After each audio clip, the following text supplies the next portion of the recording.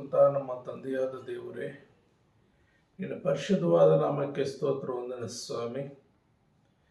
ಕರ್ತನೇ, ಈ ಸಮಯದಲ್ಲಿ ನಿಮ್ಮನ್ನು ಸ್ತುತಿಸ್ತೇವೆ, ಕೊಂಡಾಡುತ್ತೇವೆ, ಆರಾಧಿಸ್ತೇವೆ, ಮಹಿಮೆ ಪಡಿಸ್ತೇವೆ. ನನ್ನ ಏಸಯ್ಯ, ನನ್ನ ದೇವರೇ, ನೀವು ಸರ್ವಶಕ್ತನಾಗಿರೋದ್ರಿಂದ ನಿಮಗೆ ಮಹಿಮೆ, ಘನತೆ, ಗೌರವ ಸಲ್ಲಿಸ್ತಾ ಇದ್ದೀವಿ. ಅಪ್ಪ, ಈ ಒಂದು ದಿನದಲ್ಲಿ ಈ ರೀತಿಯಾಗಿ ನಾವು ನಿನ್ನ ಸನ್ನಿಧಿಗೆ ಬರುವ ಹಾಗೆ ನೀವು ಕೃಪೆ ಮಾಡಿದ್ದಕ್ಕಾಗಿ ನಿಮಗೆ ಸ್ತೋತ್ರ.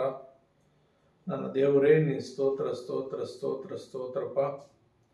ವಾಕ್ಯ ಹೋಗುವಾಗ ಪರಿಶುದ್ಧಾತ್ಮ ದೇವರೇ, ನೀವು ನಮ್ಮೊಟ್ಟಿಗಿದ್ದಪ್ಪ.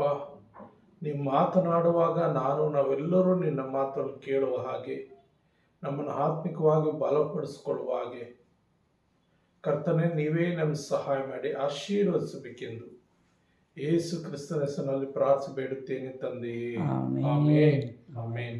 ದೇವರ ನಾಮಕ್ಕೆ ಸ್ತೋತ್ರವಾಗಲಿ. ಇತ್ತ ವಾಕ್ಯಾಂಶ, ಕಣ್ಣೀರಿನ ಪ್ರಾರ್ಥನೆ ದೇವರ ಉತ್ತರ. ಕಣ್ಣೀರಿನ ಪ್ರಾರ್ಥನೆ ದೇವರ ಉತ್ತರ ಎಂಬುದಾಗಿ ನಾವು ಧ್ಯಾನ ಮಾಡೋಣ. ಸತ್ಯವೇದದಲ್ಲಿ ಕೆಲವರು ಭಕ್ತರು ತಮ್ಮ ಜೀವಿತದಲ್ಲಿ ಜಯ ಕಾಣಲಿಕ್ಕಾಗುವಂತೆ ತಾವು ಮಾಡಿದ ತಪ್ಪುಗಳನ್ನು ಆತನ ಮುಂದೆ ಅರಿಕೆ ಮಾಡಿಕೊಂಡು ಮತ್ತು ದೇವರು ಆ ದಿನ ಅವರನ್ನು ರಕ್ಷಿಸುವ ರೀತಿ ಯಾವ ರೀತಿ ಎಂಬುದಾಗಿ ನಾವು ಸ್ವಲ್ಪ ಸಮಯ ಧ್ಯಾನ ಮಾಡಿಕೊಳ್ಳೋಣ. ಮೊದಲನೇದಾಗಿ, ಈ ಭೂಮಿಯನ್ನು, ಆಕಾಶವನ್ನು, ಅದರಲ್ಲಿರುವ ಸಮಸ್ತವನ್ನು ಸೃಷ್ಟಿ ಮಾಡಿದ ದೇವರು ಒಬ್ಬ ಮನುಷ್ಯನನ್ನ ಜೇಡಿಮಣ್ಣು ತೆಗೆದುಕೊಂಡು ಸೃಷ್ಟಿ ಮಾಡ್ತಾನೆ. ಆ ಸೃಷ್ಟಿ ಮಾಡುವಾಗ ಆದಾಮನ ಸೃಷ್ಟಿ ಮಾಡ್ತಾನೆ. ಆದಾಮನಿಂದ ಹವ್ವಳನ್ನು ಸೃಷ್ಟಿ ಮಾಡ್ತಾರೆ ಮತ್ತು ಅವರಿಗೆ ಒಂದು ಸಂತಾನ ಭಾಗ್ಯವನ್ನು ಕೊಡ್ತಾನೆ. ಸಂತಾನ ಭಾಗ್ಯವನ್ನು ಕೊಟ್ಟು ಅವರು ದೇಶದಲ್ಲಿ ವೃದ್ಧಿಯಾಗ್ರಿ, ಇದೆಲ್ಲ ಸ್ವತಂತ್ರಿಸ್ಕೊಳ್ರಿ, ಇದರೆಲ್ಲರ ಮೇಲೆ ದೊರೆತನ ಮಾಡ್ರಿ ಅಂತೇಳಿ ದೇವರು ಆದಾಮ ಅವರಿಗೆ ಕೊಟ್ಟಂಥ ವಾಗ್ದಾನದ ಮೇರೆಗೆ ಆ ದೇಶದಲ್ಲಿ ಅವರು ಅಭಿವೃದ್ಧಿ ಹೊಂದುತ್ತಾ ಇರ್ತಾರೆ. ಅಭಿವೃದ್ಧಿ ಹೊಂದಿ ಹಾಗೆ ಬೆಳೀತಾ ಬೆಳೀತಾ ಬೆಳೀತಾ ತಮ್ಮನ್ನು ಸೃಷ್ಟಿಕರ್ತನಾದ ದೇವರನ್ನು ಮರೆತು ಲೋಕದಲ್ಲಿ ಅವರು ಲೋಕಾನುಸಾರವಾಗಿ ಜೀವಿಸಲಿಕ್ಕೆ ಪ್ರಯತ್ನ ಮಾಡ್ತಾರೆ. ಪ್ರಯತ್ನ ಮಾಡುವಾಗ ಒಂದು ಸಂದರ್ಭದಲ್ಲಿ ದೇವರು ಭೂಲೋಕವನ್ನು ಗಮನಿಸುವಾಗ ಭೂಲೋಕದಲ್ಲಿ ಇಡೀ ಭೂಲೋಕ ಪಾಪದಿಂದ ತುಂಬಿತ್ತು. ಇಡೀ ಭೂಲೋಕ ಪಾಪದಿಂದ ತುಂಬಿರುವಾಗ ಆಗ ತನ್ನ ಹೃದಯದಲ್ಲಿ ಆತ ನೊಂದುಕೊಳ್ತಾನೆ. ನಾನು ಸೃಷ್ಟಿ ಮಾಡಿದ ಸೃಷ್ಟಿ ಈಗ ನನಗೆ ವಿಧೇಯರಾಗದೆ ಲೋಕದಲ್ಲಿ ಲೋಕಾನುಸಾರವಾಗಿ ಶಾರೀರಿಕ ಇಚ್ಛೆಗಳಿಗೆ ಒಳಗಾಗಿ ತಮ್ಗೆ ಇಷ್ಟ ಬಂದ ರೀತಿಯಲ್ಲಿ ಜೀವಿಸ್ತಾ ಇದ್ದಾರೆ. ಅದರಿಂದ ನಾನು ಸೃಷ್ಟಿ ಮಾಡಿದಂಥ ಈ ಲೋಕವನ್ನು ನಾನೇ ಸಮಾಪ್ತಿ ಮಾಡ್ತೀನಿ, ಅದನ್ನೆಲ್ಲ ಮುಕ್ತಾಯ ಮಾಡ್ತೀನಿ ಅಂತ ತೀರ್ಮಾನ ಮಾಡಿಕೊಳ್ಳುವಾಗ, ಹಾಗೆ ಪ್ರಪಂಚದ ಕಡೆ ನೋಡುವಾಗ ಪ್ರಪಂಚದಲ್ಲಿ ಒಬ್ಬ ವ್ಯಕ್ತಿ ಆತನಿಗೆ ಕಾಣಿಸ್ತಾನೆ. ಆತನು ತನ್ನ ಕಾಲದವರಲ್ಲಿ ಯಥಾರ್ಥವಂತನಾಗಿದ್ದಾನೆ. ದೇವರಿಗೆ ತಪ್ಪಿಲ್ಲದವನಾಗಿ ತಾನು ತನ್ನ ಕುಟುಂಬ ದೇವರೊಂದು ಭಕ್ತಿಯಲ್ಲಿ ಜೀವಿಸ್ತಾ ಇರ್ತದೆ. ಆ ಸಂದರ್ಭದಲ್ಲಿ ಪ್ರಿಯ ನನ್ನ ಸಹೋದರ ಸಹೋದರರೇ, ಅಲ್ಲಿ ಏನಾಗುತ್ತಂದ್ರೆ, ಆ ಒಬ್ಬ ಮನುಷ್ಯನಿಗಾಗಿ, ಆ ಒಂದು ಕುಟುಂಬಕ್ಕಾಗಿ ಮತ್ತೆ ಆತನು ಒಂದು ಯೋಚನೆ ಮಾಡ್ತಾನೆ. ಆ ವ್ಯಕ್ತಿ ಹತ್ರ, ಆ ಮನುಷ್ಯನ ಹತ್ರ ಮಾತಾಡಿ, ನೀವೊಂದು ಮನೆ ಸಿದ್ಧ ಮಾಡಿಕೋ, ಆ ಮನೆ ಸಿದ್ಧ ಮಾಡ್ಕೊ ಅಂತೇಳಿ ಒಂದು ನಾವೆಯನ್ನು ಕಟ್ಟಿಸಿ, ಆ ನಾವೆಯಲ್ಲಿ ಆ ಮನುಷ್ಯನಿಗೆ ಬೇಕಾದ ಎಲ್ಲ ವಸ್ತುಗಳನ್ನು, ಪದಾರ್ಥಗಳನ್ನು ಮತ್ತು ಆತನೊಟ್ಟಿಗೆ ಜೀವಿಸುವುದಕ್ಕಾಗಿ ತಾನು ಸೃಷ್ಟಿ ಮಾಡಿದ ಸೃಷ್ಟಿಯಲ್ಲಿ ಇರುವಂಥ ಎಲ್ಲ ಕ್ರಿಮಿಕೀಟಗಳನ್ನು, ಪ್ರಾಣಿ ಪಕ್ಷಿಗಳನ್ನು, ಮೃಗಗಳನ್ನು, ಪ್ರತಿಯೊಂದು ಜಾತಿಯನ್ನು ಜೊತೆಯಾಗಿ ಆತನೊಟ್ಟಿಗೆ ಇರಿಸ್ತಾನೆ. ಕಾರಣ ಏನಂದರೆ, ಕೆಲವರು ಅಂದ್ಕೊಳ್ತಾರೆ ಮನುಷ್ಯನಿಗೆ ಆಹಾರ ಮಾತ್ರ ಸಾಕು ಮತ್ತು ತಾನು ದುಡಿಯುವಂಥ ದುಡಿಮೆ ಸಾಕು ಅಂತ. ಆದರೆ ಲೋಕದಲ್ಲಿ ಈ ದೇವರು ಸೃಷ್ಟಿ ಮಾಡಿದಂಥ ಪ್ರಕೃತಿಗೆ ಎಲ್ಲ ಅವಶ್ಯಕತೆ ಇದೆ. ನಮಗೆ ಬೇಡವಾದದ್ದನ್ನು ಬೇರೆ ಪ್ರಾಣಿ ಪಕ್ಷಿಗಳು ಅದನ್ನು ಇನ್ನೊಂದು ರೀತಿಯಲ್ಲಿ ಅದನ್ನು ಉಪಯೋಗಿಸಲ್ಪಡ್ತದೆ. ದೇಶ ಶುದ್ಧಿ ಆಗಬೇಕಂದ್ರೆ ಪ್ರತಿಯೊಂದು ಕ್ರಿಮಿ ದೇವರು ಒಂದು ಆಲೋಚನೆಯಿಂದ ಒಂದು ಗುರಿ ಇಟ್ಟು ಎಲ್ಲ ಪ್ರಾಣಿ ಪಕ್ಷಿ ಕ್ರಿಮಿಕೀಟಗಳನ್ನು ಸೃಷ್ಟಿ ಮಾಡಿದ್ದಾನೆ. ಆದ್ದರಿಂದ ಪ್ರಿಯ ನನ್ನ ಸಹೋದರರೇ, ಆ ವ್ಯಕ್ತಿಯೊಟ್ಟಿಗೆ ಅವೆಲ್ಲ ಇರಿಸಿ ಅವ್ರಿಗೋಸ್ಕರ ಒಂದು ನಾ ಎಂಬ ಮನೆ ಕಟ್ಟಿ ಮತ್ತು ಆ ದೇಶವನ್ನು ಹಾಳು ಮಾಡೋದಕ್ಕಾಗಿ, ಇಡೀ ಲೋಕವನ್ನು ಹಾಳು ಮಾಡೋದಕ್ಕೆ 40 ದಿವಸಗಳ ಕಾಲ ಮಳೆಯನ್ನು ಸುರಿಸ್ತಾನೆ. ಇಡೀ ಭೂಪ್ರಪಂಚವ ಎಲ್ಲ ಪ್ರಾಣಿ ಪಕ್ಷಿಗಳು ಮನುಷ್ಯರು ಎಲ್ಲರೂ ನಾಶವಾಗಿ ಹೋಗ್ತಾರೆ. ಕಾರಣ ಏನಂದರೆ ಲೋಕವು ಪಾಪದಿಂದ ತುಂಬಿತ್ತು, ಶಾರೀರಿಕ ಇಚ್ಛೆಗಳಿಂದ ತುಂಬಿತ್ತು, ದೇವರ ಭಯಭಕ್ತಿ ಅವರಲ್ಲಿ ಇಲ್ಲದೆ ಹೋಗಿತ್ತು. ಆದರೂ ಪ್ರಿಯ ನನ್ನ ಸಹೋದರ ಸಹೋದರಿಯರೇ, ದೇವರು ಈ ಲೋಕವನ್ನು ನಾಶ ಮಾಡಬೇಕಂತ ತೀರ್ಮಾನ ಮಾಡಿಕೊಳ್ತಾನೆ. ಆಗ ಒಬ್ಬ ವ್ಯಕ್ತಿ, ಒಂದು ಕುಟುಂಬ ಮಾತ್ರ ದೇವರ ದೃಷ್ಟಿಗೆ ಯೋಗ್ಯವಾಗಿ ಕಾಣೋದ್ರಿಂದ ಆ ಕುಟುಂಬವನ್ನು ಮಾತ್ರ ಉಳಿಸ್ತಾನೆ.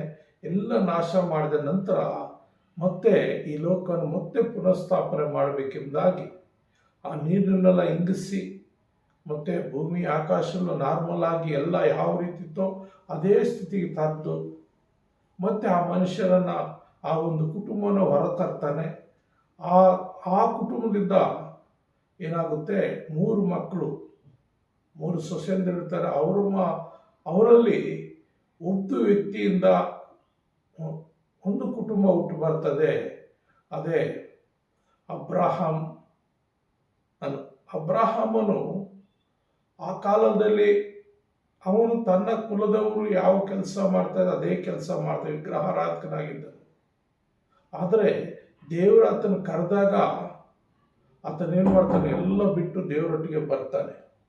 ದೇವರೊಂದಿಗೆ ಜೀವಿಸಲಿಕ್ಕೆ ಆತನ ಪ್ರಯತ್ನ ಮಾಡ್ತಾನೆ. ಒಂದು ನಂಬರ್ ತಗೊಂತೀನಿ.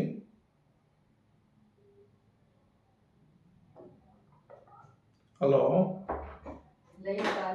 ಅಮ್ಮ, ಲೈನ್ ఖాళీ లేదమ్మా. ఎవరు విజయపురం వాళ్ళు ఉన్నారా?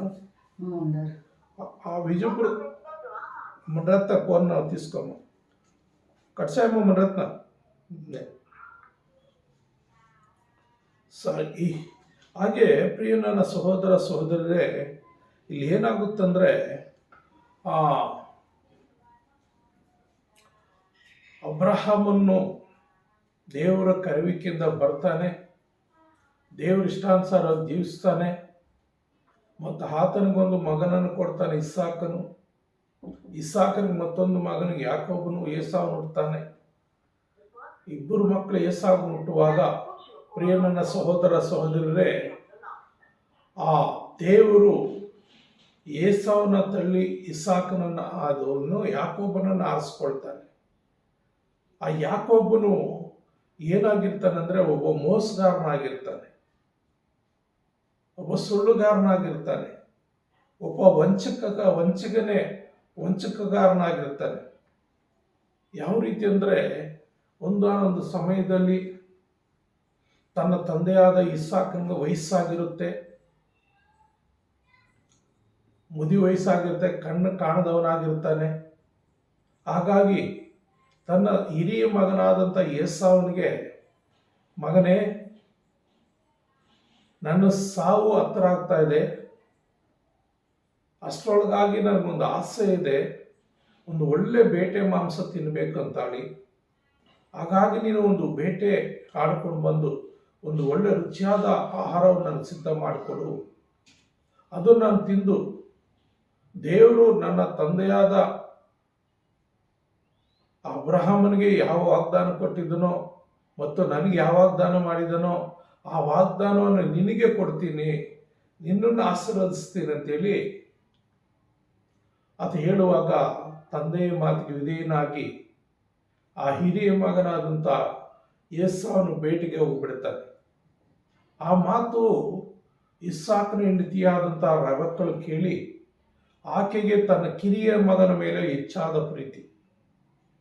ಯಾಕೆಂದರೆ ಕಿರಿ ಮಗನು ಯಾವಾಗಲೂ ತಾಯಿ ಹತ್ರನೇ ಇರ್ತಾನೆ, ತಾಯಿ ಸಂಗಡಲ್ಲಿರ್ತಾನೆ. ದೊಡ್ಡ ಮಗನ ಬೇಟೆಗಾರನಾಗಿರ್ತಾನೆ, ಯಾವಾಗಲೂ ಅವನು ಹೊರಗಡೆ ಇರ್ತಾನೆ ಹೆಚ್ಚಾಗಿ. ಆದರೆ ತಂದೆಗೆ ದೊಡ್ಡ ಮಕ್ಕಳ ಮೇಲೆ ಒಂದು ಪ್ರೀತಿ ಇರುತ್ತೆ, ನನ್ನ ನಂತರ ನನ್ನ ವಾರಸತ್ವ ಅವ್ರಿಗೆ ಹೋಗ್ಬೇಕೆಂಬುದಾಗಿ. ಅದರ ತಾಯಿಯಂದರಿಗೆ ಕಿರಿ ಮಕ್ಕಳ ಮೇಲೆ ಪ್ರೀತಿ ಇರ್ತದೆ. ಹಾಗಾಗಿ ಅವ್ನಿಗೆ ಹೋಗ್ಬಿಡ್ತದಲ್ಲ ಆಶೀರ್ವಾದ ಅಂತೇಳಿ ಆಕೆ ಏನು ಮಾಡ್ತಾಳೆ, ತನ್ನ ಮಗನಿಗೆ ಸಪೋರ್ಟ್ ಮಾಡ್ತಾಳೆ. ಸಪೋರ್ಟ್ ಮಾಡಿ ಅವರಿಬ್ಬರಲ್ಲಿ ಅವರ ದೇಹಗಳು ಒಂದು ವ್ಯತ್ಯಾಸವಾಗಿರ್ತದೆ. ಏಸಾವನಿಗೆ ಮೈಯೆಲ್ಲ ರೋಮ ಇರ್ತದೆ, ಇಸಾಕನಿಗೆ ನಮ್ಮ ಹಾಗೆ ನಾರ್ಮಲ್ ಸ್ಥಿತಿಯಲ್ಲಿ ಇದನ್ನು ಯಾಕೋಬನು ನಾರ್ಮಲ್ ಸ್ಥಿತಿಯಲ್ಲಿ ಇರ್ತಾನೆ. ಹಾಗಾಗಿ ಪ್ರಿಯರೇ, ಯಾಕೋಬನು ಹೇಳ್ತಾನಮ್ಮ, ನನ್ನ ಅಣ್ಣನಿಗೆ ಮೈಯೆಲ್ಲ ರೋಮ ಇದೆ, ನನಗೆಲ್ಲ ನಾರ್ಮಲ್ ಸ್ಥಿತಿಯಲ್ಲಿದೆ. ನನ್ನಪ್ಪ ನಾನು ತಗೊಂಡೋಗಿ ಪದಾರ್ಥಗಳ ರುಚಿ ನೋಡಲೇಬೇಕಾದ್ರೆ ಒಂದು ವೇಳೆ ನನ್ನ ಹತ್ರ ಕರೆದು ನನ್ನನ್ನು ಮುಟ್ಟಿದರೆ ನನ್ನ ವಾಯ್ಸ್ ಬೇರೆ, ಅಣ್ಣನ ವಾಯ್ಸು ನನ್ನ ವಾಯ್ಸು ಸ್ವರ ಬೇರೆಯಾಗಿದೆಯಲ್ಲ ಅಂತ ಹೇಳುವಾಗ ನಾನು ಮ್ಯಾನೇಜ್ ಮಾಡ್ತೀನಿ, ನಾನು ಐಟಮ್ ಮಾಡ್ತೀನಿ ಅಂತೇಳಿ ಏನು ಮಾಡ್ತಾಳೆ, ಕುರಿಯನ್ನು ತೆಗೆದುಕೊಂಡು ಅದನ್ನು ಕಟ್ ಮಾಡಿ ಒಳ್ಳೆಯ ರುಚಿಯಾದ ಪದಾರ್ಥಗಳು ಮಾಡಿ ಆಹಾರ ಸಿದ್ಧ ಮಾಡಿ ಆ ಕುರಿಯ ಬಂಡವನ್ನು ಏನು ಮಾಡ್ತಾಳೆ, ಆತನ ಕತ್ತಿಗೆ ಮೈ ಮೇಲೆಲ್ಲ ಕೈಗಳಿಗೆಲ್ಲ ಸುತ್ತು ಬಿಡ್ತಾಳೆ. ಸುತ್ತಬಿಟ್ಟು ಅವನ ಹೇಳಿ ಕಳಿಸ ಧೈರ್ಯಪಡಿಸಿ, ನಾನಿದ್ದೀನಿ ನೀನು ಹೋಗು ಅಂಥೇಳಿ ಯಾಕೋಬನಿಗೆ ತನ್ನ ತಾಯಿ ಸಪೋರ್ಟ್ ಮಾಡ್ತಾಳೆ ಆಶೀರ್ವಾದಕ್ಕಾಗಿ. ಆಗ ಯಾಕೋಬನ ಏನು ಮಾಡ್ತಾನೆ, ಹೋಗಿ ತಂದೆಗೆ ಸುಳ್ಳು ಹೇಳ್ತಾನೆ, ಅಪ್ಪ ನಾನು ನಿನ್ನ ಮಗನಾದ ಏಸಾವನೇ, ನಿನ್ನ ದೊಡ್ಡ ಮಗನು, ಈಗೋ ಬೇಟೆ ಮಾಂಸ ತಂದಿದ್ದೀನಿ, ಇದನ್ನು ಅಡುಗೆ ಮಾಡಿದ್ದೀನಿ, ಇದು ಊಟ ಮಾಡು, ನನ್ನನ್ನು ಆಶೀರ್ವದಿಸು ಅಂತ ಹೇಳುವಾಗ ತಂದೆ ವಯಸ್ಸಾಗಿದೆ, ಕಣ್ಣು ಕಾಣೋದಿಲ್ಲ. ಅಂಥ ಸಂದರ್ಭದಲ್ಲಿ ಏನಾಗುತ್ತೆ ಅಂತ ಪ್ರೇರೆ, ಆತನು ಮಗನನ್ನು ಹತ್ರ ಕರೀತಾನೆ. ಹತ್ರ ಕರೆದು, ಬಾ ನನ್ನ ಮಗನೇ, ನೀನನ್ನು ಮುಟ್ಟಬೇಕು ಬಾ ಅಂತ ಹತ್ರ ಕರೆದು ಆತನು ಮುಟ್ಟುವಾಗ ಆ ತಾಯಿ ಮೊದಲೇ ಪ್ಲಾನ್ ಮಾಡಿ ಏನು ಮಾಡಿರ್ತಾರೆ, ಆ ಕುರಿಯ ಒಂದು ಬಂಡ, ಆ ಚರ್ಮ ಎಲ್ಲ ಕತ್ತಿಗೂ ಮೈಗೂ ಮತ್ತು ಕೈಗಳಿಗೆಲ್ಲ ಒದಿಸಿರ್ತಾನೆ. ಹಾಗಾಗಿ ಅವನು ದೊಡ್ಡ ಮಗನ ರೂಪದಲ್ಲೇ ಕಾಣ್ತಾನೆ. ಆದರೆ ಸ್ವರ ಬೇರೆ ಇರುತ್ತೆ. ಸ್ವರ ಬೇರೆ ಇದೆಯಲ್ಲಪ್ಪ, ಇದೇನು ಯಾಕೊಬ್ಬನ ಸ್ವರ ಇದೆ ಅಂತ ಕೇಳುವಾಗ, ಇಲ್ಲಪ್ಪ ನನಗೆ ಸ್ವರಪ್ಪ ಏನೋ ಕೋಲ್ಡ್ ಆಗಿದೆ, ಏನೋ ಒಂದು ನೆಪ ಹೇಳ್ಬಿಡ್ತಾನೆ. ನಾನು ನಿನ್ನ ಮಗನ ದೊಡ್ಡ ಮಗನೇ. ಅಲ್ಲಿಗೆ ಇನ್ನೊಂದು ಡೌಟ್ ಬರುತ್ತೆ ಅವನಿಗೆ, ಇಷ್ಟು ಬೇಗ ನಿನಗೆ ಬೇಟೆ ಸಿಕ್ತಂದ್ರೆ ನಿನ್ನ ದೇವರಾದ ಯೆಹೋವನು ನಾನು ಹೋಗ್ಬೇಕಾದ್ರೆ ಅದನ್ನು ನಾನು ಅಡ್ಡ ಬರುವ ರೀತಿಯಲ್ಲಿ ನನಗೆ ಸಹಾಯ ಮಾಡ್ದ. ಅದು ಬೇಗ ನಾನು ಬೇಟೆಯಾಡಿ ತಂದು ಈ ಮಾಂಸದ ಆಹಾರ, ಏನೋ ರುಚಿಯಾದ ಬೇಟೆಯ ಮಾಂಸ ನಿನಗೆ ರುಚಿಯಾದ ಆಹಾರವಾಗಿ ಸಿದ್ಧ ಮಾಡಿ ತಂದಿದ್ದೇನೆ ಅಂತೇಳಿ ಮೋಸದಿಂದ ತಂದೆಗೆ ಸುಳ್ಳು ಹೇಳಿ ಏನು ಮಾಡ್ತಾನೆ, ತನ್ನ ಅಣ್ಣನಿಗೆ ಬರುವಂಥದ್ದ ಆಶೀರ್ವಾದವನ್ನು, ಆ ವಾರಸತ್ವವನ್ನು ಮೋಸದಿಂದ ಇವನು ಪಡ್ಕೊಳ್ಬಿಡ್ತಾನೆ. ಅದು ತನ್ನ ಹಿರಿಯನಾಗಿರೋಂಥ ಏಸಾವನು ಕಾಡಿಗೋಗಿ ಬೇಟೆಯಾಡಿ ಆ ಮಾಂಸ ತಂದು ಅವನ ರುಚಿಯಾದ ಆಹಾರವನ್ನು ತಂದು ತನ್ನ ತಂದೆಗೆ ತಗೋಷ್ಟೊಳಗಾಗಿ ಆತನು ಆಶೀರ್ವಾದ ಪಡ್ಕೊಂಡು ಹೋಗ್ಬಿಟ್ಟಿರ್ತಾನೆ. ಆಗ ಬಂದು ಆತನು ಏನು ಹೇಳ್ತಾನೆ, ಅಪ್ಪ ಈಗೋ ಬೇಟೆ ಮಾಂಸ ತಂದಿದ್ದೀನಿ, ಒಳ್ಳೆ ಅಡುಗೆ ಮಾಡಿದ್ದೀನಿ, ಇದನ್ನು ಊಟ ಮಾಡು, ನನ್ನನ್ನು ಆಶೀರ್ವಾದ ಮಾಡಂದರೆ ತಂದೆಗೆ ನಡುಕ ಬಂದುಬಿಡ್ತದೆ, ಭಯ ಬಂದುಬಿಡ್ತದೆ, ಭಯ ಬಂದುಬಿಡ್ತದೆ. ಇದೇನು ಅಂತೇಳಿ.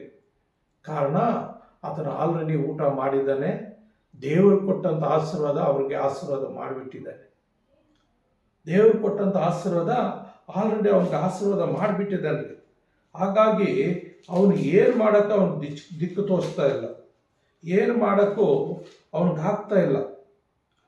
ನಾವು 27ನೇ ಅಧ್ಯಾಯದಲ್ಲಿ, ಆದಿಕಾಂಡ 27ನೇ ಅಧ್ಯಾಯದಲ್ಲಿ ನೀವು 27ನೇ ವಚನದಿಂದ 29 ವಚನಗಳಲ್ಲಿ ಎಂತೆಂಥ ಆಶೀರ್ವಾದ ಎಂಬುದಾಗಿ ಇಲ್ಲಿ ಬರೆಯಲ್ಪಟ್ಟಿದೆ. ಅಲ್ಲಿ ಇಸಾಕನು ಅವನ ವಸ್ತ್ರಗಳ ವಾಸನೆಯನ್ನು ನೋಡಿದಾಗ ಅವನನ್ನು ಆಶೀರ್ವದಿಸಿ, ಆಹಾ, ನನ್ನ ಮಗನ ವಾಸನೆ ಯೆಹೋವನ ಆಶೀರ್ವದಿಸಿದ ಹೊಲದ ಸುವಾಸನೆಯಂತಿರುವುದು. ದೇವರು ನಿನಗೆ ಆಕಾಶದ ಮಂಜನ್ನು, ಸಾರವುಳ್ಳ ಭೂಮಿಯನ್ನು ಕೊಟ್ಟು, ದವಸ ಧಾನ್ಯಗಳನ್ನು ಕೊಟ್ಟು, ದ್ರಾಕ್ಷಾರಸವನ್ನು ಹೇರಳವಾಗಿ ಅನುಗ್ರಹಿಸಲಿ. ಪರಜನಗಳು ನಿನ್ನನ್ನು ಸೇವಿಸಲಿ, ಪರಕುಲಗಳು ನಿನಗೆ ಅಡ್ಡ ಬೀಳಲಿ. ನಿನ್ನ ಅಣ್ಣ ತಮ್ಮಂದಿರಲ್ಲಿ ನೀನು ದೊರೆಯಾಗು, ನಿನ್ನ ತಾಯಿಯ ಮಕ್ಕಳು ನಿನಗೆ ಅಡ್ಡ ಬೀಳಲಿ. ನಿನ್ನನ್ನು ಶಪಿಸುವವನಿಗೆ ಶಾಪವು, ನಿನ್ನನ್ನು ಆಶೀರ್ವದಿಸುವವರಿಗೆ ಆಶೀರ್ವಾದ ಉಂಟಾಗಲಿ ಅಂದನು. ಅಂದರೆ ಪ್ರಿಯರೇ, ಇಲ್ಲಿ 10 ಆಶೀರ್ವಾದಗಳು ಇಸ್ಸಾಕನು ಯಾಕೋಬನು ಕೊಟ್ಟು ಬಿಡ್ತಾನೆ. ದೇವರು ಏನು ಆಶೀರ್ವಾದಗಳು ಇಸ್ಸಾಕನು ಕೊಟ್ಟಿದ್ದಾನೋ ಆ ಎಲ್ಲ ಆಶೀರ್ವಾದಗಳು ಯಾಕೋಬನು ಕೊಟ್ಟು ಬಿಡ್ತಾನೆ. ಇನ್ನು ಮುಕ್ತಾಯ ಆಯಿತು, ಆತನಲ್ಲಿ ಇನ್ನು ಬೇರೆ ಯಾವ ಆಶೀರ್ವಾದಗಳು ಇಲ್ಲ. ಸರಿ, ಆತನ ಆಶೀರ್ವಾದ ಪಡ್ಕೊಂಡು ತಾಯಿ ಹತ್ರ ಹೋಗ್ಬಿಡ್ತಾನೆ. ಅದರಿಂದಲೇ ಅಣ್ಣನಾದಂಥ ಏಸಾವನು ಬಂದು ಅಡಿಗೆ ಮಾಡಿ ಅದನ್ನು ತಗೊಂಡು ಬಂದು ತಂದೆ ಹತ್ರ ಏನು ಮಾಡ್ತಾನಂದರೆ, ಊಟ ಮಾಡಿ ನನ್ನ ಆಶೀರ್ವಾದ ಅಂದರೆ, ಆಗ ಅವನು ನೋಡ್ರಿ 33ನೇ ವಚನದಲ್ಲಿ ನಾವು ನೋಡುವಾಗ, ಅದಕ್ಕೆ ಇಸಾಕನು ಬಹಳವಾಗಿ ಗಡಗಡನೆ ನಡುಗುತ್ತಾ, ಯಾರೋ ಬೇರೊಬ್ಬನು ಬೇಟೆ ಮಾಂಸವನ್ನು ನನಗೆ ಕೊಟ್ಟು ಹೋದನಲ್ಲ, ನೀನು ಬರುವುದಕ್ಕಿಂತ ಮುಂಚೆ ಅವನು ತಂದದರಲ್ಲಿ ನಾನು ಊಟ ಮಾಡಿ ಅವನನ್ನೇ ಆಶೀರ್ವದಿಸಿದನು, ಅವನಿಗೆ ಮಾಡಿದ ಆಶೀರ್ವಾದ ತಪ್ಪಲಾರದು ಅಂದನು.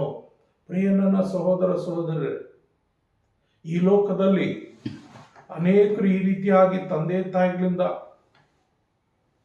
ವಾರಸತ್ವವನ್ನು ಪಡೆದುಕೊಳ್ಳೋದಕ್ಕಾಗಿ ಅವರ ಸಂಪಾದನೆಯನ್ನು ತಾವೊಬ್ಬರೇ ತಿನ್ನಬೇಕು, ತಾವೊಬ್ಬರೇ ಅದನ್ನು ಅನುಭವಿಸ್ಬೇಕಂತೇಳಿ ಅಣ್ಣ ತಮ್ಮಂದಿರಿಗೆ ಮೋಸ ಮಾಡುವಂಥವ್ರು, ಅಕ್ಕ ತಂಗಿರಿಗೆ ಮೋಸ ಮಾಡುವಂಥವ್ರು ಎಷ್ಟೋ ಜನ ಈ ಲೋಕದಲ್ಲಿದ್ದಾರೆ. ಹಾಗಾಗಿ ಅಲ್ಲಿ ಇಸ್ಸಾಕನ 2 ಮಕ್ಕಳು, ಚಿಕ್ಕವನೇನು ಮಾಡ್ತಾನೆ, ತಂದೆಗೆ ಸುಳ್ಳು ಹೇಳಿ ತಂದೆಯನ್ನು ಕೂಡ ವಂಚಿಸ್ತಾನೆ. ಅವನು ಹಾಗೆ ಮೊದಲೊಂದು ಸಾರಿ ಅಣ್ಣನ ವಂಚಿಸಿರ್ತಾನೆ, ಒಂದೊತ್ತು ಊಟ ಕೊಟ್ಟು ಚೊಚ್ಚಲತನವನ್ನು ಕಿತ್ಕೊಂಡಿರ್ತಾನೆ. ಎರಡನೇದ್ದು ನೋಡುವಾಗ ತನಗೆ ಬರುವಂಥ ಆಶೀರ್ವಾದವನ್ನು ನಿರ್ದಾಕ್ಷಿಣ್ಯವಾಗಿ ತಂದೆಯಲ್ಲಿ ಸುಳ್ಳು ಹೇಳಿ ಮೋಸದಿಂದ ಆಶೀರ್ವಾದವನ್ನು ತಗೊಂಡು ಬಿಡ್ತಾನೆ. ಆಗ ಅವನಿಗೆ ತುಂಬ ಕೋಪ ಬರ್ತದೆ ತನ್ನ ತಮ್ಮನ ಮೇಲೆ. ಅವನೇನು ಮಾಡಬೇಕು, ಸಾಯಿಸಬೇಕು ಅಂತ ಒಂದು ತೀರ್ಮಾನ ಆಡ್ಕೊಂಡು ಬಿಡ್ತಾನೆ. ಸಾಯಿಸಬೇಕು ಅಂತ ತೀರ್ಮಾನ ಮಾಡ್ಕೊಳ್ಳುವಾಗ ಆ ವಿಷಯ ತಾಯಿಗೆ ತಿಳಿದು ಏನು ಮಾಡ್ತಾಳೆ, ತನ್ನ ಗಂಡನಿಗೆ ಮನವೊಲಿಸಿ, ನೋಡು ಯಾಕೋಬನನ್ನ ನಿನ್ನ ದೊಡ್ಡ ಮಗನಾದಂಥ ಏಸಾವನು ಸಾಯಿಸಬೇಕಂತಿದ್ದಾನೆ. ಹಾಗಾಗಿ ಏನಾದರೂ ಒಂದು ನೆಪ ಹೇಳಿ ಇವನ್ನ ನನ್ನ ಬಂಧುಗಳು ಮನೆ ಹತ್ರ ಕಳಿಸ್ಬಿಡೋಣ, ನನ್ನ ಅಣ್ಣನ ಮನೆಗೆ ಕಳಿಸ್ಬಿಡೋಣ. ಅವನ ಕೋಪ ಎಲ್ಲ, ಅವನ ತಾಪ ಎಲ್ಲ ತೀರುವ ತನಕ, ಅವನು ಸಮಾಧಾನ ಆಗೋ ತನಕ ಅವನು ಏನು ಮಾಡಬೇಕು, ನನ್ನ ಅಣ್ಣನ ಮೇಲೆ ಇದ್ದು ಬರಲಿ, ನಾನು ಆ ಮಗನ ಈ ಮಗನ ಎರಡೂ ಕಳ್ಕೊಳ್ಳಾರೆ ಅಂತೇಳಿ ಒಂದು ನೆಪ ಮಾಡಿ ತನ್ನ ಗಂಡನನ್ನು ಒಲಿಸ್ತಾಳೆ. ಆ ಸಂದರ್ಭದಲ್ಲಿ ಇಸ್ಸಾಕನ ಒಡಂಪಟ್ಟು ಆ ಮೋಸಗಾರನಾದಂಥ ಯಾಕೋಬನನ್ನು ತನ್ನ ಹೆಂಡತಿಯ ಒಡ ಹುಟ್ಟಿದ ಅವರ ಕುಟುಂಬಕ್ಕೆ ಕಳಿಸ್ಕೊಟ್ಟು ಬಿಡ್ತಾನೆ. ಅವನು ದಾರಿಯಲ್ಲಿ ಹೋಗುವಾಗ ಒಂದು ದೇವರ ದರ್ಶನ ಸಿಗುತ್ತೆ. ಆ ದೇವರು ಅವನಿಗೆ ಒಂದು ಮಾತು ಕೊಡ್ತಾನೆ, ಏನಂತಂದರೆ, ನೀನು ಹೋಗುವ ಎಲ್ಲೆಲ್ಲ ನಾನು ನಿನ್ನ ಸಂಗಡ ಇರ್ತೀನಿ ಮತ್ತು ನಿನ್ನ ಸ್ವದೇಶಕ್ಕೆ ನಾನು ಕರ್ಕೊಂಡು ಬರ್ತೀನಿ ಅಂತ ಹೇಳ್ತಾನೆ. ಸರಿ, ಅವನೇನು ಮಾಡ್ತಾನೆ, ಆ ರಾತ್ರಿಯ ಒಂದು ಕಾಡಲ್ಲಿ ಮಲಗಿರುವಂಥ ಸಂದರ್ಭದಲ್ಲಿ ಆ ದೇವರ ದರ್ಶನ ಕೊಟ್ಟ ಆ ಸ್ಥಳದಲ್ಲಿ ಬೆಳಗ್ಗೆ ಎದ್ದು ಆ ಕಲ್ಲು ನಿಲ್ಲಿಸಿ ಅಲ್ಲಿ ಒಂದು ಆ ಸ್ಥಳಕ್ಕೆ ಒಂದು ಹೆಸರಿಟ್ಟು ಹೋಗ್ಬಿಡ್ತಾರೆ. ಈ ಸ್ಥಳದಲ್ಲಿ ನಿಜವಾಗಿ ದೇವರು ಯೆಹೋವನು ಈ ಸ್ಥಳದಲ್ಲಿದ್ದಾನೆ, ಅದು ನನಗೆ ತಿಳಿಯದೆ ಹೋಯಿತು ಅಂದುಕೊಂಡು ಏನು ಮಾಡ್ತಾನೆ, ಭಯಪಟ್ಟು ನಾಗ ಆ ಸ್ಥಳವು ಎಷ್ಟೋ ಭಯಂಕರವಾದದ್ದು, ಇದು ದೇವರ ಮನೆಯೇ ಹೊರತು ಬೇರೆ ಇಲ್ಲ ಅಂತೇಳಿ ಇದು ಪರಲೋಕದ ಬಾಗಿಲೆಂದು ಹೇಳ್ತಾನೆ. ಅಲ್ಲಿ ಅದಕ್ಕೊಂದು ಹೆಸರಿಡ್ತಾನೆ, ಬೇತೇಲ್ ಎಂಬುದಾಗಿ. ಹಾಗೆ ಮುಂದಕ್ಕೆ ಹೋಗ್ಬಿಡ್ತಾನೆ. ಅವನೊಂದು ಪ್ರಮಾಣ ಮಾಡಿಕೊಂಡು ಹೋಗ್ತಾನೆ ಆ ಸ್ಥಳದಲ್ಲಿ. ಆದಿಕಾಂಡ 28ನೇ 22ನೇ ವಚನದಲ್ಲಿ ನೋಡುವಾಗ ಏನು ಹೇಳ್ತಾನಂದ್ರೆ, ನಾನು ಕಂಬವಾಗಿ ನಿಲ್ಲಿಸಿರುವ ಈ ಕಂಬ ದೇವರ ಮನೆಯಾಗುವುದು, ಇದಲ್ಲದೆ ನಿನ್ನಿಂದ ನನಗೆ ಬರುವ ಎಲ್ಲ ಆಸ್ತಿಯಲ್ಲಿ 10ರ 1 ಪಾಲನ್ನು ನಿನಗೆ ಸಮರ್ಪಿಸುವೆನೆಂಬುದಾಗಿ ಮಾತು ಕೊಡುತ್ತೇನೆ ಎಂದು ಅರಿಕೆ ಮಾಡಿಕೊಂಡನೆಂಬುದಾಗಿ ಒಂದು ಅರಿಕೆಯನ್ನು ಹೊತ್ಕೊಳ್ತಾನೆ. ಇಲ್ಲಿಂದ ನಾನು ಮುಂದಕ್ಕೆ ಹೋಗ್ತೀನಿ, ನಾನು ಎಲ್ಲೆಲ್ಲಿ ಹೋಗ್ತೀನೋ ಅಲ್ಲೆಲ್ಲ ನನ್ನ ಜೊತೆಯಲ್ಲಿದ್ದು ನೀನು ನನಗೆ ಯಾವ ಆಶೀರ್ವಾದ ಕೊಡ್ತೀಯೋ, ಯಾವ ಆದಾಯ ಕೊಡ್ತೀಯೋ ಅದರೆಲ್ಲದರಲ್ಲಿ 10ನೇ 1 ಪಾಲು ನೀನು ಕೊಡ್ತೀನಿ ಅಂತೇಳಿ ವಾಗ್ದಾನ ಮಾಡಿ ಮುಂದಕ್ಕೆ ಹೋಗ್ಬಿಡ್ತಾನೆ. ಮುಂದಕ್ಕೆ ಹೋಗಿ ತನ್ನ ಮಾವನ ಮನೆ ಸೇರ್ಕೊಳ್ತಾನೆ. ಅಲ್ಲೆಲ್ಲ ಮಾರುಮನೆ ಸೇರಿಕೊಂಡು ಸ್ವಲ್ಪ ದಿವಸ ಅಲ್ಲೇ ಇರಬೇಕಂತ ತಂದೆ ತಾಯಿಯ ತೀರ್ಮಾನದೊಟ್ಟಿಗೆ ಅಲ್ಲಿ ಮಾವನಿಗೆ 2 ಮಕ್ಕಳಿರ್ತಾರೆ. ಅದರಲ್ಲಿ ಚಿಕ್ಕವಳು ತುಂಬ ಸುಂದರವಾಗಿ, ಅಂದವಾಗಿ, ಚಂದವಾಗಿರ್ತಾಳೆ. ದೊಡ್ಡವಳು ಸ್ವಲ್ಪ ಕಣ್ಣು ಮಸ್ಕಾಗಿರ್ತದೆ, ಕಾಂತಿಹೀನಳಾಗಿರ್ತಾಳೆ. ಹಾಗಾಗಿ ಅವನು ಚಿಕ್ಕವಳನ್ನು ಪ್ರೀತಿ ಮಾಡಿ ಅವಳು ಮದುವೆ ಮಾಡ್ಕೋಬೇಕಂತ ಆಲೋಚನೆ ಮಾಡ್ತಾನೆ. ಆ ಕಾಲದಲ್ಲಿ ಮದುವೆ ಮಾಡ್ಕೋಬೇಕಂದ್ರೆ ವಧು ದಕ್ಷಿಣೆ ಕೊಡಬೇಕಾಗಿತ್ತು. ವಧು ದಕ್ಷಿಣೆ ಅಂದರೆ ಒಂದು ಹೆಣ್ಣನ್ನು ತರಬೇಕಂದ್ರೆ ಆ ಹೆಣ್ಣಿಗೆ ಇಷ್ಟಿಂತ ಒಡವೆಗಳು, ವಸ್ತುಗಳನ್ನು ಅವರ ತಂದೆ ತಾಯಿಗಳು, ಅಣ್ಣ ತಮ್ಮಂದರು ಏನಿರ್ತಾರೋ ಆ ಕುಟುಂಬಕ್ಕೆ ಕೆಲವು ಉಡುಗೊರೆಗಳು ಕೊಡಬೇಕಾಗಿರ್ತದೆ. ಆದರೆ ಇವನ ಹತ್ರ ಏನಿಲ್ಲ. ಇವನು ಬರೀ ಒಂದು ಕೋಲ್ ತೆಗೆದುಕೊಂಡು ಹೋಗಿರ್ತಾನೆ ಅಷ್ಟೇ ಕೈಯಲ್ಲಿ, ಅವನಲ್ಲಿ ಏನು ಇರೋದಿಲ್ಲ. ಹಾಗಾಗಿ ಪ್ರೇರೆ ಅವನು ಒಂದು ಕೆಲಸ ಮಾಡ್ತಾನೆ, ತನ್ನ ಮಾವನ ಹತ್ರ ಮಾತನಾಡ್ತಾನೆ. ನಾನು ಎಷ್ಟು ದಿವಸ ಅಂತ ಸುಮ್ಮನೆ ಇರೋದು, ಒಂದು ಕೆಲಸ ಮಾಡು, ನಾನು ಇಲ್ಲೇ ಕೆಲವು ವರ್ಷ ಜೀವಿಸ್ತೀನಿ, ಕೆಲವು ಕಾಲ ಜೀವಿಸ್ತೀನಿ, ಆದರೆ ನಾನು ನಿನ್ನ ಕುರಿಗಳನ್ನು ಮೇಯಿಸ್ತೀನಿ, ಆದರೆ ನೀನು ಒಂದು ಕೆಲಸ ಮಾಡಬೇಕು. ನಿನ್ನ ಚಿಕ್ಕ ಮಗಳಾದಂಥ ಚಿಕ್ಕ ಮಗಳನ್ನ ನಾನು ಪ್ರೀತಿ ಮಾಡ್ತಾ ಇದ್ದೀನಿ, ಆಕೆ ನಾನು ಮದುವೆ ಮಾಡಿಕೊಡು. ಆಕೆಗೋಸ್ಕರ ನಾನು 7 ವರ್ಷಗಳ ಕಾಲ ನಿನ್ನ ಹತ್ರ ಜೀತ ಮಾಡ್ತೀನಿ. ಅಂದರೆ ವಧು ದಕ್ಷಿಣೆ ಕೊಡೋಕ್ಕೆ ನನ್ನ ಹತ್ರ ಹಣ ಇಲ್ಲ, ಐಶ್ವರ್ಯ ಇಲ್ಲ, ನನ್ನ ಹತ್ರ ಯಾವುದೇ ಇಲ್ಲ. ಆದ್ದರಿಂದ ನಿನ್ನ ಮಗಳು ಮದುವೆ ಮಾಡ್ಕೊಳ್ಳೋದಕ್ಕಾಗಿ 7 ವರ್ಷಗಳ ಕಾಲ ನಿನ್ನ ಜೀತ ಮಾಡಿ ನಿನ್ನ ಕುರಿಗಳನ್ನು ಮೇಯಿಸ್ತೀನಿ ಅಂತ. ಸರಿ, 7 ವರ್ಷಗಳ ಕಾಲ ಕುರಿ ಮೇಯಿಸ್ತಾನೆ. 7 ವರ್ಷಗಳ ಕಾಲ ತೀರಿದ ಮೇಲೆ ತನ್ನ ಮಾವನಿಗೆ ನಿನ್ನ ಮಗಳನ್ನು ಕೊಟ್ಟು ಮದುವೆ ಮಾಡಂತ ಕೇಳುವಾಗ, ಸರಿ ಸಂಜೆ ಸಮಯದಲ್ಲಿ ಆ ಮದುವೆ ಆಗುವಂಥ ಸಮಯದಲ್ಲಿ ಅವರು ನಮ್ಮ ಏನು ಮಾಡ್ತಾರೆ, ಹೂವಿನ ಒಂದು ಹಾರಗಳು ಇಲ್ಲ, ಮುಸುಕು ಹಾಕ್ಕೊಳ್ಳೋದು ಆ ರೂಢಿ ಇತ್ತು. ಅವ್ರ ಮುಖ ನೋಡಬಾರ್ದು ಅಂತೇಳಿ. ಈಗ ನಮ್ಮ ಈ ಭಾರತೀಯರು ಹಿಂದೂಗಳು ಮಾಡುವಂಥದ್ದು, ಅವ್ರು ಏನು ಮಾಡ್ತಾರೆ, ಒಂದು ಟವಲೋ, ಒಂದು ಶಾಲುನೋ, ಒಂದು ಪಂಚೆನ ಅಡ್ಡ ಇಟ್ಟಿರ್ತಾರೆ ಹುಡುಗನಿಗೂ ಹುಡುಗಿಗೂ ಮದುವೆ ಮಾಡುವಂಥ ಸಂದರ್ಭದಲ್ಲಿ. ಹಾಗೆ ಅಲ್ಲಿ ಕೂಡ ಆ ಕಾರ್ಯ ಆಗೋಗ್ತದೆ. ರಾತ್ರಿ ಅವರು ಒಂದು ಮನೆ ಮಾಡುವುದಕ್ಕಾಗಿ ಒಂದು ಮನೆಯಲ್ಲಿ ಪ್ರಥಮ ದಿನ ಪ್ರಥಮ ಶಾಸ್ತ್ರ ಮಾಡಲಿಕ್ಕೆ ಕಳಿಸುವಾಗ ಆ ರಾತ್ರಿಯಲ್ಲಿ ಆಕೆಯನ್ನು ಕೂಡು ಬಿಡ್ತಾನೆ. ಆಕೆ ಯಾರಂತ ಗೊತ್ತಾಗೋದು ಬೆಳಿಗ್ಗೆ ನೋಡುವಾಗ ದೊಡ್ಡ ಮಗಳನ್ನು ಕೊಟ್ಟು ಮದುವೆ ಮಾಡಿರ್ತಾನೆ. ಆಮೇಲೆ ಏನು ಮಾವ, ನನ್ನ ಚಿಕ್ಕ ಮಗಳಿಗಾಗಿ ನಿನ್ನ ಹತ್ರ 7 ವರ್ಷ ನಾನು ದುಡ್ದನಲ್ಲ, ನೀನೇನು ದೊಡ್ಡ ಮಗಳು ಕೊಟ್ಟಿದ್ದೆ ಅಂತ ಕೇಳುವಾಗ, ನೋಡಪ್ಪ, ನಮ್ಮ ಸಂಪ್ರದಾಯ, ನಮ್ಮ ಕುಟುಂಬದ ಪದ್ಧತಿ, ಮೊದಲು ದೊಡ್ಡ ಮಗಳಿಗೆ ಮದುವೆ ಆಗಬೇಕು, ಆಮೇಲೆ ಚಿಕ್ಕ ಮಕ್ಕಳು ಮದುವೆ ಮಾಡಬೇಕು. ಇವಾಗೇನು ನೀನು ಚಿಕ್ಕ ಮಕ್ಕಳು ಬೇಕಾ? ಚಿಕ್ಕ ಮಗಳಿಗಾಗಿ ಇನ್ನೂ 7 ವರ್ಷ ಜೀತ ಮಾಡು, ನಾನು ಚಿಕ್ಕ ಮಗಳು ಕೊಡ್ತೀನಿ ಅಂತ ಮತ್ತೆ ಆಕೆಯ ಮೇಲೆ ಪ್ರೀತಿಯಿಂದ ಆ 7 ವರ್ಷ ಯಾವ ದೊಡ್ಡದಾಗೋದಿಲ್ಲ. ಮತ್ತೆ 7 ವರ್ಷ ಆ ಕುರಿಗಳು ಮೇಯಿಸಿ ಆ ಚಿಕ್ಕ ಮಗಳನ್ನು ಮದುವೆ ಆಗ್ತಾನ, ಅಕ್ಕ ತಂಗಿರಿಬ್ಬರನ್ನು ಮದುವೆ ಆಗ್ತಾನೆ, ಮತ್ತು ಅವ್ರಿಗೆ ಮಕ್ಕಳಾಗ್ತದೆ, ಮತ್ತು ಮಕ್ಕಳಿಗೆ ತನಗೆ ಆಸ್ತಿ ಬೇಕು ಅಂತೇಳಿ ಇನ್ನೂ ಒಂದು 6 ವರ್ಷ ಆತನು ತನ್ನ ಸಂಬಳಕ್ಕಾಗಿ ಕೆಲಸ ಮಾಡ್ತಾನೆ. ಸಂಬಳ ಕುರಿಗಳು. ಆ ಕುರಿಗಳಲ್ಲಿ ದೇವರು ಅವನ ಜೊತೆಯಲ್ಲಿ ಇರೋದ್ರಿಂದ ಒಳ್ಳೆ ಆಸ್ತಿ ಅವನಿಗೆ 6 ವರ್ಷದಲ್ಲಿ ಅವನು ಸಂಪಾದನೆ ಮಾಡ್ತಾನೆ. ಕುರಿಗಳು, ಮೇಕೆಗಳು, ಒಂಟೆಗಳು, ಎಲ್ಲ ರೀತಿಯ ಪಶುಗಳು ಸಂಪಾದನೆ ಮಾಡ್ತಾನೆ. ಸಂಪಾದನೆ ಮಾಡಿ ತನ್ನ ಮಾವನು ಸ್ವಲ್ಪ ಹಿಂಸೆ ಕೊಡೋಕ್ಕೆ ಸ್ಟಾರ್ಟ್ ಮಾಡ್ತಾನೆ. ಲೆಕ್ಕಗಳು ತಾರುಮಾರಾಗ್ತಾನೆ. ಏನು ಮಾಡಿದ್ರು ಇವನು ಅಭಿವೃದ್ಧಿ ಆಗೋದು ನೋಡಿ ಅವ್ರ ಮಾವನ ಸಹಿಸೋದಾಗಲ್ಲ.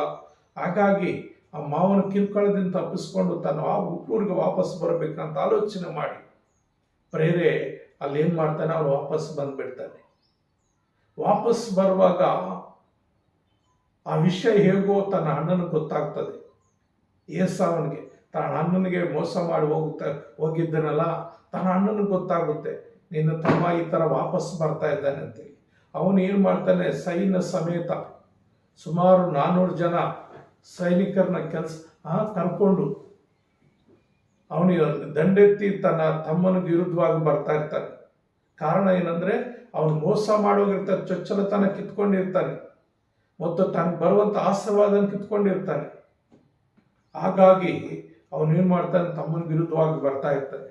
ಆದರೆ ಪ್ರಿಯರೇ, ಇಲ್ಲೇನಾಗುತ್ತಂದರೆ, ಅಣ್ಣ ಎದುರು ಬರ್ತಾ ಇದ್ದಾನಂತ ಇವನಿಗೆ ಒಂದು ವರ್ತಮಾನ ಸಿಕ್ಕಿದಾಗ ಇವನು ಚೆನ್ನಾಗಿ ಒಳ್ಳೆ ಆಸ್ತಿ ಮಾಡಿರ್ತಾನೆ. ಆಸ್ತಿ ಅಂದರೆ ಪಶುಗಳು. ಆ ಕಾಲದಲ್ಲಿ ಬೆಳ್ಳಿ ಬಂಗಾರ, ಪಶುಗಳು, ಪ್ರಾಣಿಗಳು ಜಾಸ್ತಿ. ಯಾರ ಮನೆಯಲ್ಲಿ ಪ್ರಾಣಿಗಳು ಜಾಸ್ತಿ ಇದೆ ಅವರೇ ದೊಡ್ಡ ಶ್ರೀಮಂತರು. ಹಾಗಾಗಿ ಇವನು ಆ ದೊಡ್ಡ ಶ್ರೀಮಂತನಾಗಿರ್ತಾನೆ. ಅಂಥ ಸಂದರ್ಭದಲ್ಲಿ ಕೆಲವ್ರನ್ನ ಹಾಳುಗಳನ್ನು ರೆಡಿ ಮಾಡಿ ತನ್ನ ಆಸ್ತಿ, ತನ್ನ ಪಶುಗಳನ್ನೆಲ್ಲ 2-3 ಭಾಗ ಮಾಡ್ತಾನೆ. ಮೊದಲು ಕೆಲಸಗಾರನ್ನ ಸೇರಿಸಿ ಒಂದು ಭಾಗ, ಇಷ್ಟೊಂತ ಎತ್ತುಗಳು, ಹೋರಿಗಳು, ಕುರಿಗಳು, ಮೇಕೆಗಳು, ಒಂಟೆಗಳು, ಇವು ಕತ್ತೆಗಳಿವೆಲ್ಲ ಒಂದು ಭಾಗ ಮಾಡಿ ಏನು ಮಾಡ್ತಾನೆ, ಮುಂದೆ ಕಳಿಸ್ತಾನೆ. ಕಾರಣ ಏನಂದರೆ, ನನ್ನ ಅಣ್ಣ ಎದುರುಗೊಂಡ್ರೆ ಇದು ನಿಮ್ಮ ಸೇವಕನಾದ ಯಾಕೋಬನು ನಿನಗೋಸ್ಕರ ಕಾಣಿಕೆಯಾಗಿ ಕೊಡಿಸ್ತಾ ಇರೋದು. ಅಂದರೆ ಅವನು ಮನ ಒಲಿಸುವುದಕ್ಕಾಗಿ, ತನ್ನ ಅಣ್ಣನ ಮನ ಒಲಿಸುವುದಕ್ಕಾಗಿ ಒಂದು ಪಾಳೆಯನ್ನು ಮುಂದಾಗಿ ಕಳಿಸ್ಕೊಡ್ತಾನೆ. ಒಂದು ಮಧ್ಯಾಹ್ನದ ನಂತರ ಮತ್ತೊಂದು ಪಾಳೆ ಮಾಡಿ ಅದರಲ್ಲಿ ಹೆಂಡತಿಯನ್ನ, ಮಕ್ಕಳನ್ನ, ಕೆಲಸಗಾರನ್ನ ಎಲ್ಲರೂ ಕಳಿಸ್ಕೊಡ್ತಾನೆ. ಹಾಗೆ ಅವನ್ನೆಲ್ಲ ಕಳಿಸ್ಕೊಟ್ಟು ಒಂದು ರಾತ್ರಿ ಅವನ ಒಬ್ಬಂಟಿಗನಾಗಿ ಒಂದೇ ಕಡೆ ನಿಂತ್ಕೊಳ್ತಾನೆ. ಏನೋ ಅವನಿಗೊಂದು ರೀತಿ ಭಯ. ಕಾರಣ, ಅವನು ಒಬ್ಬ ಮೋಸಗಾರನಾಗಿರ್ತಾನೆ, ತನ್ನ ಅಣ್ಣನಿಗೆ ಮೋಸ ಮಾಡಿರ್ತಾನೆ. ಹಣ್ಣನ ಆ ಮೋಸವನ್ನು ಅವನು ಸಹಿಸಲಾಗಲ್ಲ. ಆ ದ್ವೇಷ ಹಾಗೆ ಇರ್ತದೆ. ಆದರೂ 20 ವರ್ಷಗಳು ಕಳೆದರೂ ಹಣ್ಣನಲ್ಲಿ ಆ ಒಂದು ದ್ವೇಷ ಹಾಗೆ ಇದೆ ಎಂಬುದಾಗ ಅವನು ತಿಳ್ಕೊಳ್ತಾನೆ. ಅದಕ್ಕೆ ಒಂದು ಭಯದಿಂದ ಅವನೇನು ಮಾಡ್ತಾನೆ, ಒಂದು ರಾತ್ರಿ ಒಬ್ಬಂಟಿಗನಾಗಿ ಅವನೇನಂತಾನೆ, ಅಲ್ಲೇ ಇರ್ತಾನೆ. ಹೆಂಡತಿ ಮಕ್ಕಳನ್ನು ಎಲ್ಲರೂ ಕಳಿಸ್ಬಿಟ್ಟು ನೋಡ್ರಿ, ನಾವು 32ನೇ ಅಧ್ಯಾಯ ಆದಿಕಾಂಡದಲ್ಲಿ ನಾವು ನೋಡುವಾಗ 22ರಿಂದ ಕೆಲವು ವಚನ ಓದ್ತೀನಿ ನೋಡ್ರಿ. ಆ ರಾತ್ರಿ ಅವನು ತನ್ನ 2 ಹೆಂಡರನ್ನ, 2 ಮಕ್ಕಳ ದಾಸಿಯರನ್ನ, 11 ಮಂದಿ ಮಕ್ಕಳನ್ನು ಕರೆದುಕೊಂಡು ಎಬ್ಬೋ ಕೊಳೆಯನ್ನು ದಾಟುವ ಸ್ಥಳದಲ್ಲಿ ದಾಟಿದನು. ಅವರನ್ನು ತನ್ನ ಆಸ್ತಿ ಎಲ್ಲವನ್ನು ದಾಟಿಸಿದ ಮೇಲೆ ಯಾಕೋಬನು ಒಟ್ಟಿಯಾಗಿ ನಿಂತಿರಲು ಯಾರೋ ಒಬ್ಬ ಪುರುಷನು ಬೆಳಗಾಗುವ ತನಕ ಅವನ ಸಂಗಡ ಹೋರಾಡಿದನು. ಆ ಪುರುಷನು ತಾನು ಗೆಲ್ಲದೆ ಇರುವುದನ್ನು ಕಂಡು ಯಾಕೋಬನ ತೊಡೆಯ ಕೀಲನ್ನು ಮುಟ್ಟಿದ್ದರಿಂದ ಯಾಕೋಬನು ಅವನ ಸಂಗಡ ಹೋರಾಡುತ್ತಿರುವಾಗಲೇ ಅವನ ತೊಡೆಯ ಕೀಲು ತಪ್ಪಿತು. ಆ ಪುರುಷನು ನನ್ನನ್ನು ಬಿಡು, ಬೆಳಗಾಗುತ್ತದೆ ಅನ್ನಲು ಯಾಕೋಬನು ನೀನು ನನ್ನನ್ನು ಆಶೀರ್ವದಿಸಿದ ಹೊರತು ನಿನ್ನನ್ನು ಬಿಡುವುದಿಲ್ಲ ಅಂದನು.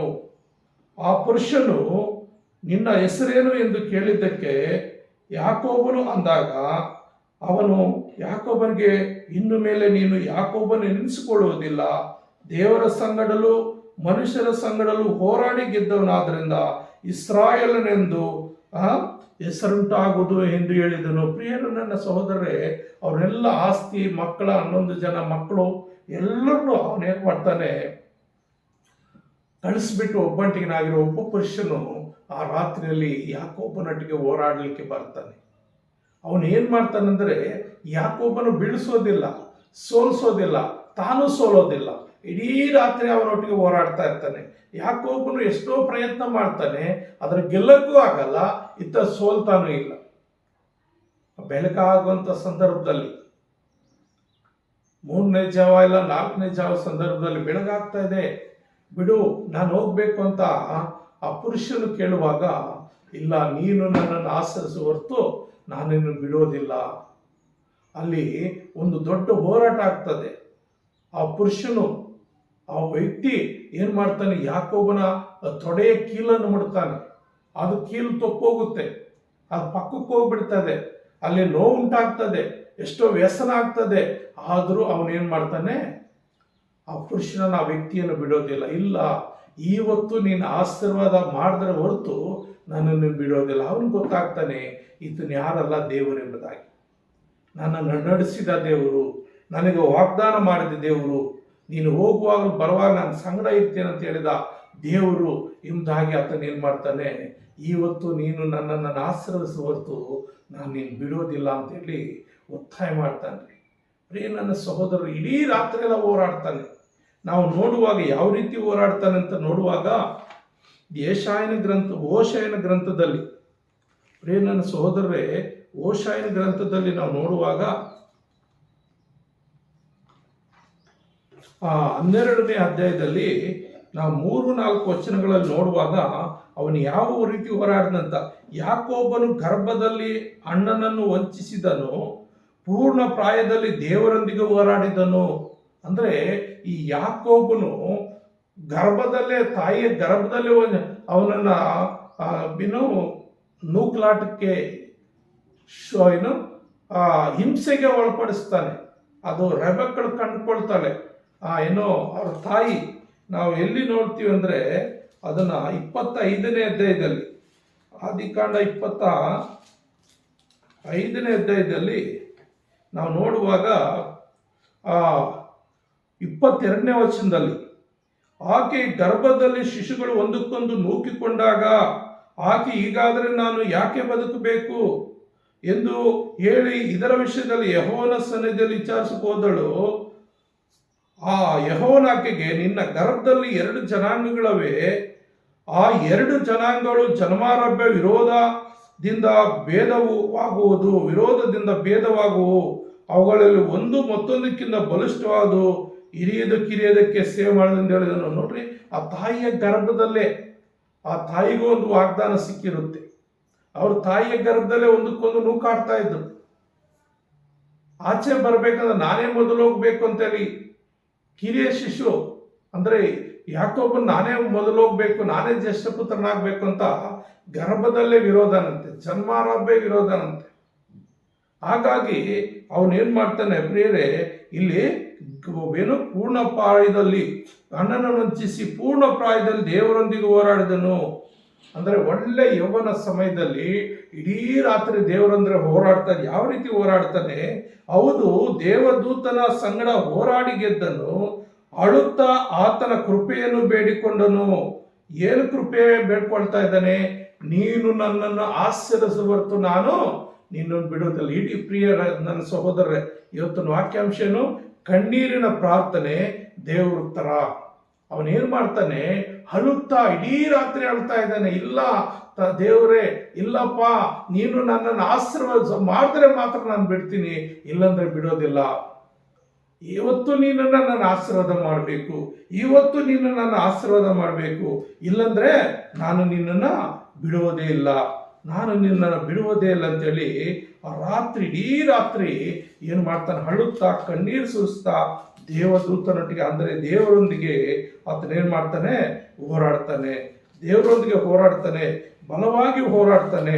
ಪ್ರಿಯ ನನ್ನ ಸಹೋದರೇ, ಆ ಬಲವಾಗಿ ಇಡೀ ರಾತ್ರಿ ಕಣ್ಣೀರು ಸುರಿಸಿ ಅಳುತ್ತಾ ಗೋಳಾಡುತ್ತಾ, ಅಪ್ಪ ಅಪ್ಪ, ನೀನು ನನ್ನನ್ನು ಆಶ್ರಯಿಸಬೇಕು, ನನಗೆ ಬಂದಿರುವಂಥ ಈ ಕಷ್ಟ, ನನಗೆ ಬಂದಿರೋ ಈ ಶೋಧನೆ, ನನಗೆ ಬಂದಿರುವಂಥ ಹಿಂಸೆ, ಇದರಿಂದ ತಪ್ಪಿಸ್ಬೇಕು. ಇವನಿಗೆ ಏನು ಅವನ ಹಿಂಸೆ? ತನ್ನ ಅಣ್ಣನಿಗೆ ಮೋಸ ಮಾಡಿದ್ದಾನೆ. ಅವನು 400 ಮಂದಿಯೊಟ್ಟಿಗೆ ಏನ್ ಮಾಡ್ತಾ ಇದ್ದಾನೆ? ತನ್ನ ತಮ್ಮನ ಎದುರುಗೊಳ್ಳುವುದಕ್ಕಾಗಿ, ಅವನ ಪ್ರತೀಕಾರ ತೀರಿಸ್ಕೊಳ್ಳುವುದಕ್ಕಾಗಿ, ಅವನ ಮೇಲೆದ್ದಂತ ಈ ದ್ವೇಷ ತೀರಿಸ್ಕೊಳ್ಳುವುದಕ್ಕಾಗಿ, ಹಾಗೆ ನಿಗಿಸ್ಕೊಳ್ಳುವುದಕ್ಕಾಗಿ ಅವನೇನ್ ಮಾಡ್ತಾ ಇದ್ದ? ಸೈನ್ಯದೊಂದಿಗೆ ಬರ್ತಾ ಇದ್ದಾನೆ. ಇಲ್ಲಿ ಯಾಕೋಬನು ತನ್ನ ಕುಟುಂಬ, ತನ್ನ ಕೆಲಸಗಾರರು ಮಾತ್ರ ಇದ್ದಾರೆ, ಆದರೆ ಒಂದು ಸೈನ್ಯ ಸಮೇತ ಬರ್ತಾ ಇದ್ದಾನ್ರಿ. ಅದಕ್ಕಾಗಿ ಆ ವಿಷಯ ಗೊತ್ತಾಗಿ, ಹೇಗೂ ನನ್ನ ಮುಂದೆ ಹೋದ್ರೆ ನನ್ನನ್ನು ಸಾಯಿಸ್ಬಿಡ್ತಾನೆ. ಇವತ್ತು 2ರಲ್ಲಿ ಒಂದು ತೀರ್ಮಾನ, ದೇವರಿಂದನೇ ನಾನು ಉತ್ತರ ಪಡ್ಕೋಬೇಕು, ದೇವರಿಂದನೇ ನಾನು ಉತ್ತರ ಪಡ್ಕೋಬೇಕು ಅಂತೇಳಿ ಅವನು ಏನು ಮಾಡ್ತಾ ಇರ್ತಾನೆ? ಆ ದೇವ್ರ ಹತ್ರ ಹೋರಾಡ್ತಾ ಇರ್ತಾನೆ. ದೇವ್ರ ಹತ್ರ ಹೋರಾಡ್ತಾ ಇರ್ತಾನೆ. ನೋಡ್ರಿ, ಇಲ್ಲಿ ನಾವು ನೋಡ್ತೇವೆ, ದೇವರು ಒಂದು ವಾಗ್ದಾನ ಕೊಡ್ತಾನೆ. ಏನಂತ? ಆ 28ನೇ ಅಧ್ಯಾಯ ಆದಿಕಾಂಡ 28:15 ವಚನದಲ್ಲಿ ಏನ್ ಹೇಳ್ತಾನೆ ಅಂದ್ರೆ, ಇದಲ್ಲದೆ ನಾನು ನಿನ್ನ ಸಂಗಡ ಇದ್ದು ನೀನು ಹೋಗುವ ಎಲ್ಲಾ ಸ್ಥಳಗಳಲ್ಲಿ ನಿನ್ನನ್ನು ಕಾಪಾಡಿ ತಿರುಗಿ ಈ ದೇಶಕ್ಕೆ ಬರಮಾಡುತ್ತೇನೆ. ನಾನು ನಿನಗೆ ಹೇಳಿದ್ದನ್ನೆಲ್ಲ ನೆರವೇರಿಸದ ಹೊರತು ಬಿಡುವುದಿಲ್ಲ. ಈ ವಾಗ್ದಾನವನ್ನು ಹಿಡಿದು ಅವನೇನು ಮಾಡ್ತೀನಿ, ನೀನು ನನ್ಗೆ ವಾಗ್ದಾನ ಮಾಡಿದೀಯಾ, ನನ್ನನ್ನ ಮುಂದೆ ಬರುವಂತ ಆಪತ್ತಿನಿಂದ, ಮುಂದೆ ಬರುವಂತ ಶತ್ರುಗಳಿಂದ ನನ್ನನ್ನು ನೀನು ತಪ್ಪಿಸಬೇಕು, ನನ್ನನ್ನು ನೀನು ರಕ್ಷಿಸಬೇಕು, ನನ್ನನ್ನು ಕಾಪಾಡಬೇಕು. ನೀನು ಆಶೀರ್ವಾದ ಮಾಡಿದ್ರೆ ನಾನು ನಿನ್ನೊಂದಿಗೆ ಇರ್ತೇನೆ, ನಾನು ನಿನ್ನ ಜಯಿಸ್ತೇನೆ, ನಿನಗೆ ಸಹಾಯಕನಾಗಿರ್ತೇನೆ, ನಿನ್ನ ಶತ್ರುವನ್ನ ನಾನು ಅವನ ಮನಸ್ಸನ್ನು ಬದಲಾಯಿಸ್ತೀನಂತ ನೀನು ಆಶೀರ್ವಾದ ಮಾಡಿದ್ರೆ ಮಾತ್ರ ನಾನು ನಿನ್ನನ್ನು ಬಿಟ್ಟು ಹೋಗ್ತೀನಿ, ನೀನು ಆಶೀರ್ವಾದ ಮಾಡಿದ್ರೆ ನಾನು ನಿನ್ನನ್ನು ಬಿಟ್ಟು ಹೋಗ್ತೀನಿ ಅಂತೇಳಿ ಏನು ಮಾಡ್ತಾನೆ ಪ್ರೇರೆ, ಅವನು ಆ ದೇವರೊಟ್ಟಿಗೆ ತುಂಬ ಕಷ್ಟ, ತುಂಬ ರಾತ್ರಿ ಎಲ್ಲ ಹೋರಾಡ್ತಾನೆ ನೋಡ್ರಿ. ಏನೋ ಒಂದು ಅರ್ಧ ಗಂಟೆ ಒಬ್ಬ ಮನುಷ್ಯನಿಂದ ಇನ್ನೊಬ್ಬ ಮನುಷ್ಯರು ಜಗಳ ಮಾಡುವಾಗ ಒಂದು ಅರ್ಧ ಗಂಟೆ ಜಗಳ ಮಾಡಿದ್ರೆ, ಇಲ್ಲ 1 ಗಂಟೆ ಜಗಳ ಮಾಡಿದ್ರೆ ಇಬ್ಬರಲ್ಲಿ ಯಾರೋ ಒಬ್ಬರು ಸುಸ್ತಾಗಿ ಹೋಗ್ತಾರೆ, ಇಬ್ಬರಲ್ಲಿ ಯಾರೋ ಒಬ್ಬರು ಸೋತು ಹೋಗ್ತಾನೆ. ಆದರೆ ಇಡೀ ರಾತ್ರಿ ಆ ಮನುಷ್ಯನು ಗೆಲ್ತಾ ಇಲ್ಲ, ಈ ಮನುಷ್ಯನು ಗೆಲ್ಲಕ್ ಬಿಡ್ತಾ ಇಲ್ಲ, ಯಾಕೊಬ್ಬನು ಗೆಲ್ಲಕ್ ಬಿಡ್ತಾ ಇಲ್ಲ, ಅಲ್ಲ ಆ ಮನುಷ್ಯನು ಸೋಲ್ತಾ ಇಲ್ಲ, ಗೆಲ್ಲಕ್ಕೂ ಆಗ್ತಾ ಇಲ್ಲ. ಇಡೀ ರಾತ್ರಿ ಹೋರಾಡ್ತಾರೆ. ಇಡೀ ರಾತ್ರಿ ಅವನೇನ್ ಮಾಡ್ತಾನೆ, ಕಣ್ಣೀರು ಸುರಿಸಿ ಗೋಳಾಡ್ತಾ ಇದ್ದಾನೆ. ಏನಂತ? ಕಣ್ಣೀರು ಸುರಿಸಿ ಗೋಳಾಡ್ತಾ ಇದ್ದಾನೆ. ಏನ್ ಹೇಳ್ತಾ ಇದ್ದಾನೆ? ಅಳುತ್ತಾ ಆತನ ಕೃಪೆಯನ್ನು ಬೇಡಿಕೊಂಡನು. ನಿನ್ನ ಕೃಪೆ ನನಗೆ ಬೇಕು, ನಿನ್ನ ಸಹಾಯ ನನಗೆ ಬೇಕು, ನಿನ್ನ ಸಹಾಯ ನನಗೆ ಬೇಕು ಅಂಥೇಳಿ ಏನು ಮಾಡ್ತಾ ಇದ್ದಾನೆ ಪ್ರೇರೆ, ಇಡೀ ರಾತ್ರಿ ಹೋರಾಡುವಾಗ ಆ ವ್ಯಕ್ತಿ ನನ್ನ ಸಹೋದರರೇ, ಅಲ್ಲಿ ಏನಾಗ್ತಾ ಇದ್ದಾನೆ, ಆ ಪುರುಷನು ಏನು ಹೇಳ್ತಾ ಇದ್ದಾನೆ, ಯಾಕೋಬನು ಅವನು ಯಾಕೋಬನಿಗೆ ಇನ್ನು ಮೇಲೆ ಏನು ಹೇಳ್ತಾ ಇದ್ದಾನೆ, 26ನೇ ವಚನ, ನನ್ನನ್ನು ಬಿಡು ಬೆಳಗಾಗುತ್ತಕ್ಕೆ ಅನ್ನಲು ಯಾಕೋಬನು ನೀನು ನನ್ನನ್ನು ಆಶ್ರಯದ ಹೊರತು ನಿನ್ನನ್ನು ಬಿಡುವುದಿಲ್ಲ ಎಂದು ಅಂದನು. ಆ ಪುರುಷನು ನಿನ್ನ ಹೆಸರೇನೆಂದು ಕೇಳಿದ್ದಕ್ಕೆ ಅವನು ಯಾಕೋಬನು ಅಂದಾಗ, ಅಂದರೆ ಅವಾಗ ಒಪ್ಕೊಳ್ತಾ ಇದ್ದಾನೆ ಅವನು. ಯಾಕೋಬ್ ಅಂದರೆ ಮೋಸಗಾರ, ಸುಳ್ಳುಗಾರ, ವಂಚನೆಗಾರ, ಕುಯುಕ್ತಿಗಾರ, ಅನೇಕ ಅರ್ಥಗಳು ಬರ್ತದೆ. ಯಾಕೋಬ್ ಅಂದರೆ ಮೋಸಗಾರ. ಯಾವ ರೀತಿ ಮೋಸ ಮಾಡಿದ್ದಾನೆ? ಅಣ್ಣನಿಗೆ ಮೋಸ ಮಾಡಿದ್ದಾನೆ 2 ರೀತಿಯಲ್ಲಿ. ಮೊದಲು ಜ್ಯೇಷ್ಠ ಪುತ್ರನ ತಗೋಬೇಕಂತ ತಾಯಿ ಗರ್ಭದಲ್ಲೇ ಒದ್ದಾಡ್ತಾನೆ, ತಾಯಿ ಗರ್ಭದಲ್ಲೇ ಜಗಳ ಮಾಡ್ತಾನೆ. ಸರಿ, ಹೇಗೋ ದೇವರ ಆಶ್ರಯದಿಂದ ಏಸಾವನೇ ಮೊದಲನೇ ಮಗನಾಗಿ ಹುಟ್ಟು ಬರ್ತಾನೆ, ಇಸ್ಸಾಕನ 2ನೇ ಮಗನಾಗಿ ಹುಟ್ಟು ಬರ್ತಾನೆ. ಆದರೆ ಒಂದು ಸಾರಿ ಅವನು ಬೇಟೆಗೆ ಹೋಗಿರ್ತಾನೆ, ಬೇಟೆ ಎಲ್ಲಿ ಸಿಗೋದಿಲ್ಲ, ಸುತ್ತಿ ಸುತ್ತಿ ಅಲದಾಡಿ ಅವನು ಮನೆಗೆ ಬರುವಾಗ ತನ್ನ ಅಣ್ಣನು ಮನೆಗೆ ಬರ್ತಾನೆ. ಅವನು ಮನೆಯಲ್ಲಿರ್ತಾನೆ, ಅವನು ಅಡುಗೆ ಮಾಡುವಂತನು, ಒಳ್ಳೆ ಅಡುಗೆ ಮಾಡುವಂತವನು ಕೂಡ ಆಗಿರ್ತಾನೆ. ತಮ್ಮನ ಹತ್ರ ಕೇಳ್ತಾನಪ್ಪ, ನೀನು ಮಾಡುವಂಥ ಅಡುಗೆ ನನಗೆ ಒಂದು ಆಹಾರ ಕೊಡಿದ್ರೆ ಅವನು ಕೊಡೋದಿಲ್ಲ. ನಿನ್ನ ಜ್ಯೇಷ್ಠತ್ವ ನನಗೆ ಮಾರಿಬಿಡು, ನಾನು ನಿನ್ನ ಕೊಡ್ತೀನಿ. ಸರಿ, ಜ್ಯೇಷ್ಠತ್ವ ಕಟ್ಕೊಂಡು ನಾನೇನು ಮಾಡಲಿ? ಅವನು ಆ ಜ್ಯೇಷ್ಠತ್ವದ ಅರ್ಥ ಅವನು ತಿಳ್ಕೊಳ್ಳಲ್ಲ. ಏಸಾವನ ಆ ಜ್ಯೇಷ್ಠತ್ವ ಅರ್ಥವನ್ನು ಅವನು ತಿಳಿದುಕೊಳ್ಳಲ್ಲ. ಅವನು ಪ್ರಾಣ ಉಳ್ಕೊಂಡ್ರೆ ಸಾಕು, ಏನು ಒಂದು ಊಟ ಮಾಡದಿದ್ರೆ ಸಾಯೋದಿಲ್ಲ. ಆದರೆ ಸುತ್ತಿ ಅಲದಾಡಿದ್ದಾನೆ, ಇರಕ್ಕಾಗ್ತಾ ಇಲ್ಲ, ಹೊಟ್ಟೆ ತುಂಬ ಹಸಿತಾ ಇದೆ. ಅವನು ಆ ಸಮಯದಲ್ಲಿ ಜ್ಯೇಷ್ಠತ್ವದ ಬಗ್ಗೆ ಅದರ ಬೆಲೆ, ಅದರ ಅರ್ಥ ಏನು ಅಂತ ಅವನು ತಿಳ್ಕೊಳ್ಳಿಲ್ಲ. ಸರಿ, ಆ ಜ್ಯೇಷ್ಠತ್ವ ಕಟ್ಕೊಂಡು, ಆ ಹಿರಿ ಮಗನ ಸ್ಥಾನ ಕಟ್ಕೊಂಡು, ನಾನು ಏನು ಮಾಡಲಿ, ನಾನು ಪ್ರಾಣ ಹೋಗ್ತಾ ಇದೆ, ನಾನು ಊಟ ಮಾಡಿದ್ರೆ ಸಾಕು, ನಾನು ಬದುಕೊಂತೀನಿ ಅಂದ. ಅವನು ಒಂದು ನಿರ್ಲಕ್ಷ್ಯದಿಂದ ಅವನ ಜ್ಯೇಷ್ಠತ್ವವನ್ನು ಕೊಟ್ಟು ಬಿಡ್ತಾನೆ. ಆ ರೀತಿ ಅವನು ಕುಯುಕ್ತಿಯಿಂದ ಏನು ಮಾಡ್ತಾನೆ, ತನ್ನ ಅಣ್ಣನ ಜ್ಯೇಷ್ಠತ್ವವನ್ನು ತಗೋಗ್ಬಿಡ್ತಾನೆ. ಮತ್ತು ತನ್ನ ತಂದೆಗೂ ಕೂಡ ಅವನು ಸುಳ್ಳು ಹೇಳ್ತಾನೆ. ಅಣ್ಣನಿಗೆ ಬರುವಂಥ ಆಶೀರ್ವಾದ ಅವನು ಹೊಂದ್ಕೊಳ್ಳೋದಕ್ಕೆ ತಾಯಿಯ ಮಾತನ್ನು ಕೇಳಿ ಏನು ಮಾಡ್ತಾನೆ, ನನ್ನ ಸಹೋದರ ತಾಯಿಯ ಮಾತನ್ನು ಕೇಳಿ ತಂದೆಗೆ ಸುಳ್ಳು ಹೇಳ್ತಾರೆ, ತಂದೆಗೆ ಮೋಸ ಮಾಡ್ತಾರೆ, ತಂದತ್ರ ದ್ರೋಹ ಬಗೀತಾರೆ, ವೇಷ ಹಾಕ್ತಾರೆ, ನಟನೆ ಮಾಡ್ತಾರೆ. ಈ ಕಾಲದಲ್ಲಿ ಎಷ್ಟೋ ಮಕ್ಕಳು, ಎಷ್ಟೋ ತಂದೆ ತಾಯಿಗಳಿಗೆ ಮೋಸ ಮಾಡ್ತಾ ಇದ್ದಾರೆ. ಎಷ್ಟೋ ತಂದೆ ತಾಯಿಗಳು 2 ಮಕ್ಕಳು ಸಮಾನವಾಗಿ ನೋಡ್ಬೇಕು. ಒಂದೇ ತಾಯಿ ಎತ್ತಿರ್ತಾಳೆ, ಆದರೆ ಒಬ್ಬೊಬ್ಬನ ಒಂದೊಂದು ರೀತಿ ನೋಡುವಂಥ ತಾಯಿಂದರಿದ್ದಾರೆ, ಒಬ್ಬೊಬ್ಬನ ಒಂದೊಂದು ರೀತಿ ನೋಡುವಂಥ ತಂದೆಯಂದಿದ್ದಾರೆ. ಆದರೆ ಆ ಯಾಕೋಬನಲ್ಲಿ ಏನು ಮಾಡ್ತಾನೆ, ಜ್ಯೇಷ್ಠತ್ವಕ್ಕೆ ಒಂದು ಸ್ಥಾನ ಕೊಡ್ತಾನೆ. ನಾನು ಹಿರಿಯ ಮಗನು, ನನ್ನ ವಂಶೋದ್ಧಾರಕನು, ನನ್ನ ವಂಶವನ್ನು ಬೆಳೆಯುವಂಥವನು, ಹಾಗಾಗಿ ದೇವರು ನನಗೆ ಕೊಟ್ಟಂಥ ಆಶೀರ್ವಾದ ನನ್ನ ಮಗನಿಗೆ ಕೊಡಬೇಕಂತ ಅವನು ಆಸೆ ಪಡ್ತಾನೆ. ಅದರಲ್ಲೇನು ತಪ್ಪಿಲ್ಲ. ತಂದೆ ತೀರಿದ ಮೇಲೆ ಆ ಮನೆಗೆ ದೊಡ್ಡವರೇ ಎಲ್ಲ ಜವಾಬ್ದಾರಿ ವಹಿಸ್ಕೊಳ್ಳುವಂಥ ಒಂದು ಸಂಪ್ರದಾಯ ಇದೆ. ಅದು ದೇವರ ಒಂದು ಏನು ದೇವರ ಒಂದು ನಿಯಮ ಕೂಡ ಆಗಿದೆ. ಆದ್ರಿಂದ ಪ್ರಿಯ ನನ್ನ ಸಹೋದರರೇ, ಇಲ್ಲೇನಾಗುತ್ತಂದ್ರೆ, ಅಮ್ಮ ಅದು ಯಾರೋ ಫೋನ್ ತಗೊಳ್ರಮ್ಮ, ಇಲ್ಲಿ ಕಟ್ ಮಾಡ್ರಮ್ಮ. ಪ್ರಿಯ ನನ್ನ ಸಹೋದರರೇ, ಹಾಗಾಗಿ ಏನಾಗುತ್ತಂದ್ರೆ ಅಲ್ಲಿ ಯಾಕೋಬನು ತನ್ನ ತಂದೆಗೆ ಅಣ್ಣನಿಗೆ ಮೋಸ ಮಾಡ್ತಾನೆ ಮತ್ತು ಮಾವನಿಗೂ ಮೋಸ ಮಾಡ್ತಾನೆ. ಆದ್ರಿಂದ ಆ ಪುರುಷನ ಹೆಸರೇನು, ಅವನ ತಪ್ಪು, ನಾನು ಮೋಸಗಾರ ಅಂತ ಅವನು ಒಪ್ಕೊಳ್ಳೋದಕ್ಕಾಗಿ ದೇವ್ರಿಗೆ ಗೊತ್ತು ಅವನ ಅಂತರಾತ್ಮ ಆಲೋಚನೆಗಳೇನು, ಅವನ ನಡೆ ನುಡಿಗಳೇನು, ಅವನ ಹಾವಭಾವಗಳೇನು, ಅವನ ಆಲೋಚನೆಗಳು ಎಂಥವಂತ ಎಲ್ಲ ದೇವ್ರಿಗೆ ಗೊತ್ತು. ಆದರೆ ಅವನು ಬಾಯಿಂದನೇ ಬಿಡಿಸ್ಬೇಕು, ಅವನು ತನ್ನ ತಪ್ಪನ್ನು ತಾನು ಒಪ್ಕೊಳ್ಬೇಕು, ಅವನಿಗೆ ಅದು ಅರ್ಥಕೋಬೇಕು, ಅವನು ಗ್ರಹಿಸಬೇಕು, ಅದನ್ನು ತಿದ್ದುಕೋಬೇಕು ಅಂತೇಳಿ ದೇವ್ರು ಏನು ಮಾಡ್ತಾನೆ, ನಿನ್ನ ಹೆಸರೇನು ಅಂತ ಕೇಳ್ತಾನೆ. ಅವಾಗ ಅವನು ಹೇಳ್ತಾನೆ, ನನ್ನ ಹೆಸರು ಯಾಕೋಬನು, ಅಂದ್ರೆ ನಾನು ಮೋಸಗಾರ, ನಾನು ವಂಚನೆಗಾರ, ನಾನು ಸುಳ್ಳುಗಾರ, ನಾನು ಕುಯುಕ್ತಿ ಮಾಡುವಂಥವನು, ನಾನು ವಂಚನೆ ಮಾಡುವಂತಾನೆ ಅಂತೇಳಿ ಅವನು ಒಪ್ಕೊಳ್ತಾನೆ. ಆ ಒಪ್ಕೊಳ್ಳೋದ್ರಿಂದ ಪ್ರಿಯರೇ, ಆ ದೇವರ ವಾಕ್ಯ ಹೇಳ್ತದೆ, ಮಾಡಿದ ಪಾಪಗಳು ಒಪ್ಪಿಕೊಳ್ಳುವಾಗ ಅದು ಪರಿಹಾರ ಆಗ್ತದಂತೆ, ಒಪ್ಕೊಳ್ಬೇಕಂತೆ. ನಾವು 1 ಯೋಹಾನ ಪತ್ರಿಕೆಯಲ್ಲಿ ನೋಡುವಾಗ, 1 ಯೋಹಾನ ಪತ್ರಿಕೆಯಲ್ಲಿ ನಾವು ನೋಡುವಾಗ ಅಲ್ಲಿ ಏನು ಹೇಳ್ತದೆ,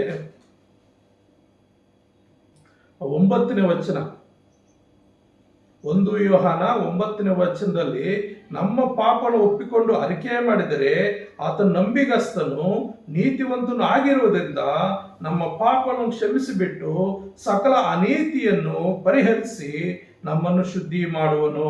ಹಲ್ಲೆಲೂಯ. ಪ್ರಿಯ ನನ್ನ ಸಹೋದರರೇ, ಮತ್ತು 10ನೇ ವಚನ ನೋಡು, ನಾವು ಪಾಪ ಮಾಡಲಿಲ್ಲವೆಂದು ಹೇಳಿದರೆ ಆತನನ್ನು ಸುಳ್ಳುಗಾರನಾಗಿ ಮಾಡುತ್ತೇವೆ. ಯಾರನ್ನ? ದೇವರನ್ನ ಸುಳ್ಳುಗಾರನಾಗಿ ಮಾಡ್ತೀವಿ. ನಾವು ಪಾಪಿಗಳೇ, ಹುಟ್ಟಿತಾ ಪಾಪಿಗಳೇ, ಜನ್ಮತಾ ಪಾಪಿಗಳು, ಕರ್ಮತಾ ಪಾಪಿಗಳು. ಆ ಪಾಪದಿಂದ ಬಿಡುಗಡೆ ಕೊಡುವುದಕ್ಕಾಗಿ ಯೇಸು ಕ್ರಿಸ್ತನು ಈ ಲೋಕಕ್ಕೆ ಬಂದಿರೋದು, ಆತನ ಕ್ರಯ ಕೊಡುವುದಕ್ಕಾಗಿ ಈ ಲೋಕಕ್ಕೆ ಬಂದಿರೋದು. ಹಾಗಾಗಿ ಯಾರು ನಾನು ಪಾಪ ಮಾಡಿಲ್ಲ, ನಾನು ಸುಳ್ಳು ಹೇಳಿಲ್ಲ, ನಾನು ವಂಚನೆ ಮಾಡಿಲ್ಲ, ನಾನು ಮೋಸ ಮಾಡಿಲ್ಲ ಅಂದ್ರೆ ಅವ್ರು ನಿಜವಾಗ್ಲೂ ಪಾಪಿಸ್ಟ್ರೆ. ಪಾಪ ಮಾಡಿದವನು ಒಪ್ಕೋಬೇಕು, ನಾನು ಮಾಡಿದ್ದೀನಿ. ಒಪ್ಕೊಳ್ಳುವಾಗ ಅಲ್ಲಿ ಕ್ಷಮಾಪಣೆ ಇರ್ತದೆ, ಅಲ್ಲಿ ಕ್ಷಮಿಸುವಿಕೆ ಇರ್ತದೆ. ಕೆಲವ್ರು ಏನ್ ಮಾಡ್ತಾರೆ, ವಾದ ಮಾಡ್ತಾರೆ. ಅವ್ರು ಯಾವ ಮಾತ್ರಕ್ಕೂ, ಎಷ್ಟು ಮಾತ್ರಕ್ಕೂ ಒಪ್ಕೊಳ್ಳೋದೇ ಇಲ್ಲ, ಎಷ್ಟು ಮಾತ್ರಕ್ಕೂ ಒಪ್ಕೊಳ್ಳಲ್ಲ. ಅಂಥವ್ರು ನಿಜವಾಗ್ಲೂ ಯೇಸು ಕ್ರಿಸ್ತರಿಂದ ಕ್ಷಮಿಸಲ್ಪಡೋಕ್ಕಾಗೋದಿಲ್ಲ. ಯೇಸು ಕ್ರಿಸ್ತನು ಪಾಪಗಳನ್ನು ಕ್ಷಮಿಸುವುದಕ್ಕಾಗೇ ಬಂದಿರೋದು, ಆತನು ಕ್ಷಮಿಸುವುದಕ್ಕಾಗೇ ಬಂದಿರೋದು. ಏನ್ ಹೇಳ್ತಾನೆ, ನಮ್ಮ ಪಾಪಗಳನ್ನು ಒಪ್ಪಿಕೊಂಡು ಅರಿಕೆ ಮಾಡಿದರೆ ಆತನು ನಂಬಿಗಸ್ತನು ನೀತಿವಂತನು ಆಗಿರೋದ್ರಿಂದ ನಮ್ಮ ಪಾಪಗಳನ್ನು ಕ್ಷಮಿಸಿಬಿಟ್ಟು ಏನ್ ಮಾಡ್ತಾನೆ, ನಮ್ಮ ಪಾಪಗಳನ್ನು ಕ್ಷಮಿಸಿಬಿಟ್ಟು ಸಕಲ ಅನೀತಿಯನ್ನು ಪರಿಹರಿಸಿ, ನಾವು ಏನೇನು ಅನೀತಿ ಇರ್ತದೋ, ಏನೇನು ದೇಶ ವೇಷ, ಕುಯುಕ್ತಿಗಳು, ಅಸೂಯೆಗಳು, ಹೊಟ್ಟೆ ಕಿಚ್ಚು, ದುಂದೋತನ ಬೈಗುಗಳು, ದೇವರಿಗೆ ವಿರುದ್ಧವಾದ ಏನೇನು ಅನೀತಿ ಇದ್ದೋ ಅದನ್ನೆಲ್ಲ ಪರಿಹರಿಸಿ ನಮ್ಮನ್ನು ಶುದ್ಧಿ ಮಾಡುವನು. ನಾವು ಪಾಪ ಮಾಡಲು ಎಂದು ಹೇಳಿದರೆ ಆತನನ್ನು ಸುಳ್ಳುಗಾರನಾಗಿ ಮಾಡುತ್ತೇವೆ ಮತ್ತು ಆತನ ವಾಕ್ಯವು ನಮ್ಮಲ್ಲಿ ಇಲ್ಲ. ಅದಕ್ಕೆ ಅಲ್ಲಿ ಕೇಳ್ತಾ ಇದ್ದಾನೆ, ಪ್ರಿಯರೇ ನಿನ್ನ ಹೆಸರೇನು? ನನ್ನ ಹೆಸರು ಯಾಕೋಬನು. ಯಾವಾಗ ಅವನು ಒಪ್ಪಿಕೊಂಡನು, ಆ ಯಾಕೋಬ ಅನ್ನೋ ಪದವನ್ನೇ, ಆ ಹೆಸರನ್ನೇ ಅವನಿಂದ ತೆಗೆದು ಬಿಡ್ತಾನೆ. ಪ್ರಿಯ ನನ್ನ ಸಹೋದರ, ಅಲ್ಲಿ ಏನ್ ಹೇಳ್ತಾ ಇದ್ದಾನೆ, ಆ ದೇವರು ಇನ್ನು ಮೇಲೆ ನೀನು ಯಾಕೋಬನ್ನು ಎನ್ನಿಸಿಕೊಳ್ಳುವುದಿಲ್ಲ. ಯಾಕೆಂದ್ರೆ ಅವನು ಒಪ್ಪಿಕೊಂಡನು, ಅರಿಕೆ ಮಾಡಿದನು, ನಾನು ಯಾಕೋಬನು, ನಾನು ಮೋಸಗಾರನು, ನಾನು ಸುಳ್ಳುಗಾರನು, ನಾನು ವಂಚನೆಕೋರನು, ನಾನು ದ್ರೋಹಿ ಎಂದು ಅವನು ಒಪ್ಕೊಳ್ತಾ ಇದ್ದಾನೆ. ದಾವೀದನು ನಾನು ದ್ರೋಹಿ ಎಂದು ನಾನೇ ಒಪ್ಕೊಳ್ತೀನಿ ಅಂತ ಹೇಳ್ತಾನೆ. ಹಾಗೆ ಯಾಕೋಬನು ಕೂಡ ಇಲ್ಲಿ ಏನ್ ಹೇಳ್ತಾ ಇದ್ದಾನೆ, ನಾನು ಯಾಕೋಬನು, ನಾನು ವಂಚನೆಗಾರನು, ಮೋಸಗಾರನು, ಸುಳ್ಳುಗಾರನು ಅಂತ ಹೇಳಿ ತನ್ನನ್ನು ತಾನು ಒಪ್ಪಿಕೊಳ್ಳುವಾಗ ಅವಾಗ ದೇವರು ಅವನ ಎಲ್ಲ ಅನೀತಿಯನ್ನು ಪರಿಹರಿಸಿ ಅವನನ್ನ ಶುದ್ಧೀಕರಿಸಿ ಅವನಿಗೊಂದು ಹೊಸ ಹೆಸರಿಡ್ತಾನೆ. ಏನಂತ, ಇನ್ನು ಮೇಲೆ ನೀನು ಯಾಕೋಬನು ಎನ್ನಿಸಿಕೊಳ್ಳೋದಿಲ್ಲ, ದೇವರ ಸಂಗಡಲು ಮನುಷ್ಯರ ಸಂಗಡಲು ಹೋರಾಡಿ ಗೆದ್ದವನಾದ್ದರಿಂದ ನಿನಗೆ ಇಸ್ರಾಯೇಲ್ ಅಂದ್ರೆ ಹೆಸರುಂಟಾಗೋದು. ಏನಂತೆ ಪ್ರಿಯ ನನ್ನ ಸಹೋದರಿ, ಯಾವ ರೀತಿ ಹೋರಾಡಬೇಕು, ಯಾವ ರೀತಿ ನಾವು ಹೋರಾಡಬೇಕಂದ್ರೆ ದೇವರ ಸಂಗಡಲು ಮನುಷ್ಯರ ಸಂಗಡಲು. ಈ ಲೋಕದಲ್ಲಿ ದೇವರ ಕೃಪೆ ದೇವರ ಆಶೀರ್ವಾದ ಇದ್ರೂ ಮನುಷ್ಯರು ಕೂಡ ನಿನ್ನ ಸುತ್ತಲೂ ಶತ್ರುಗಳಿದ್ದಾರೆ.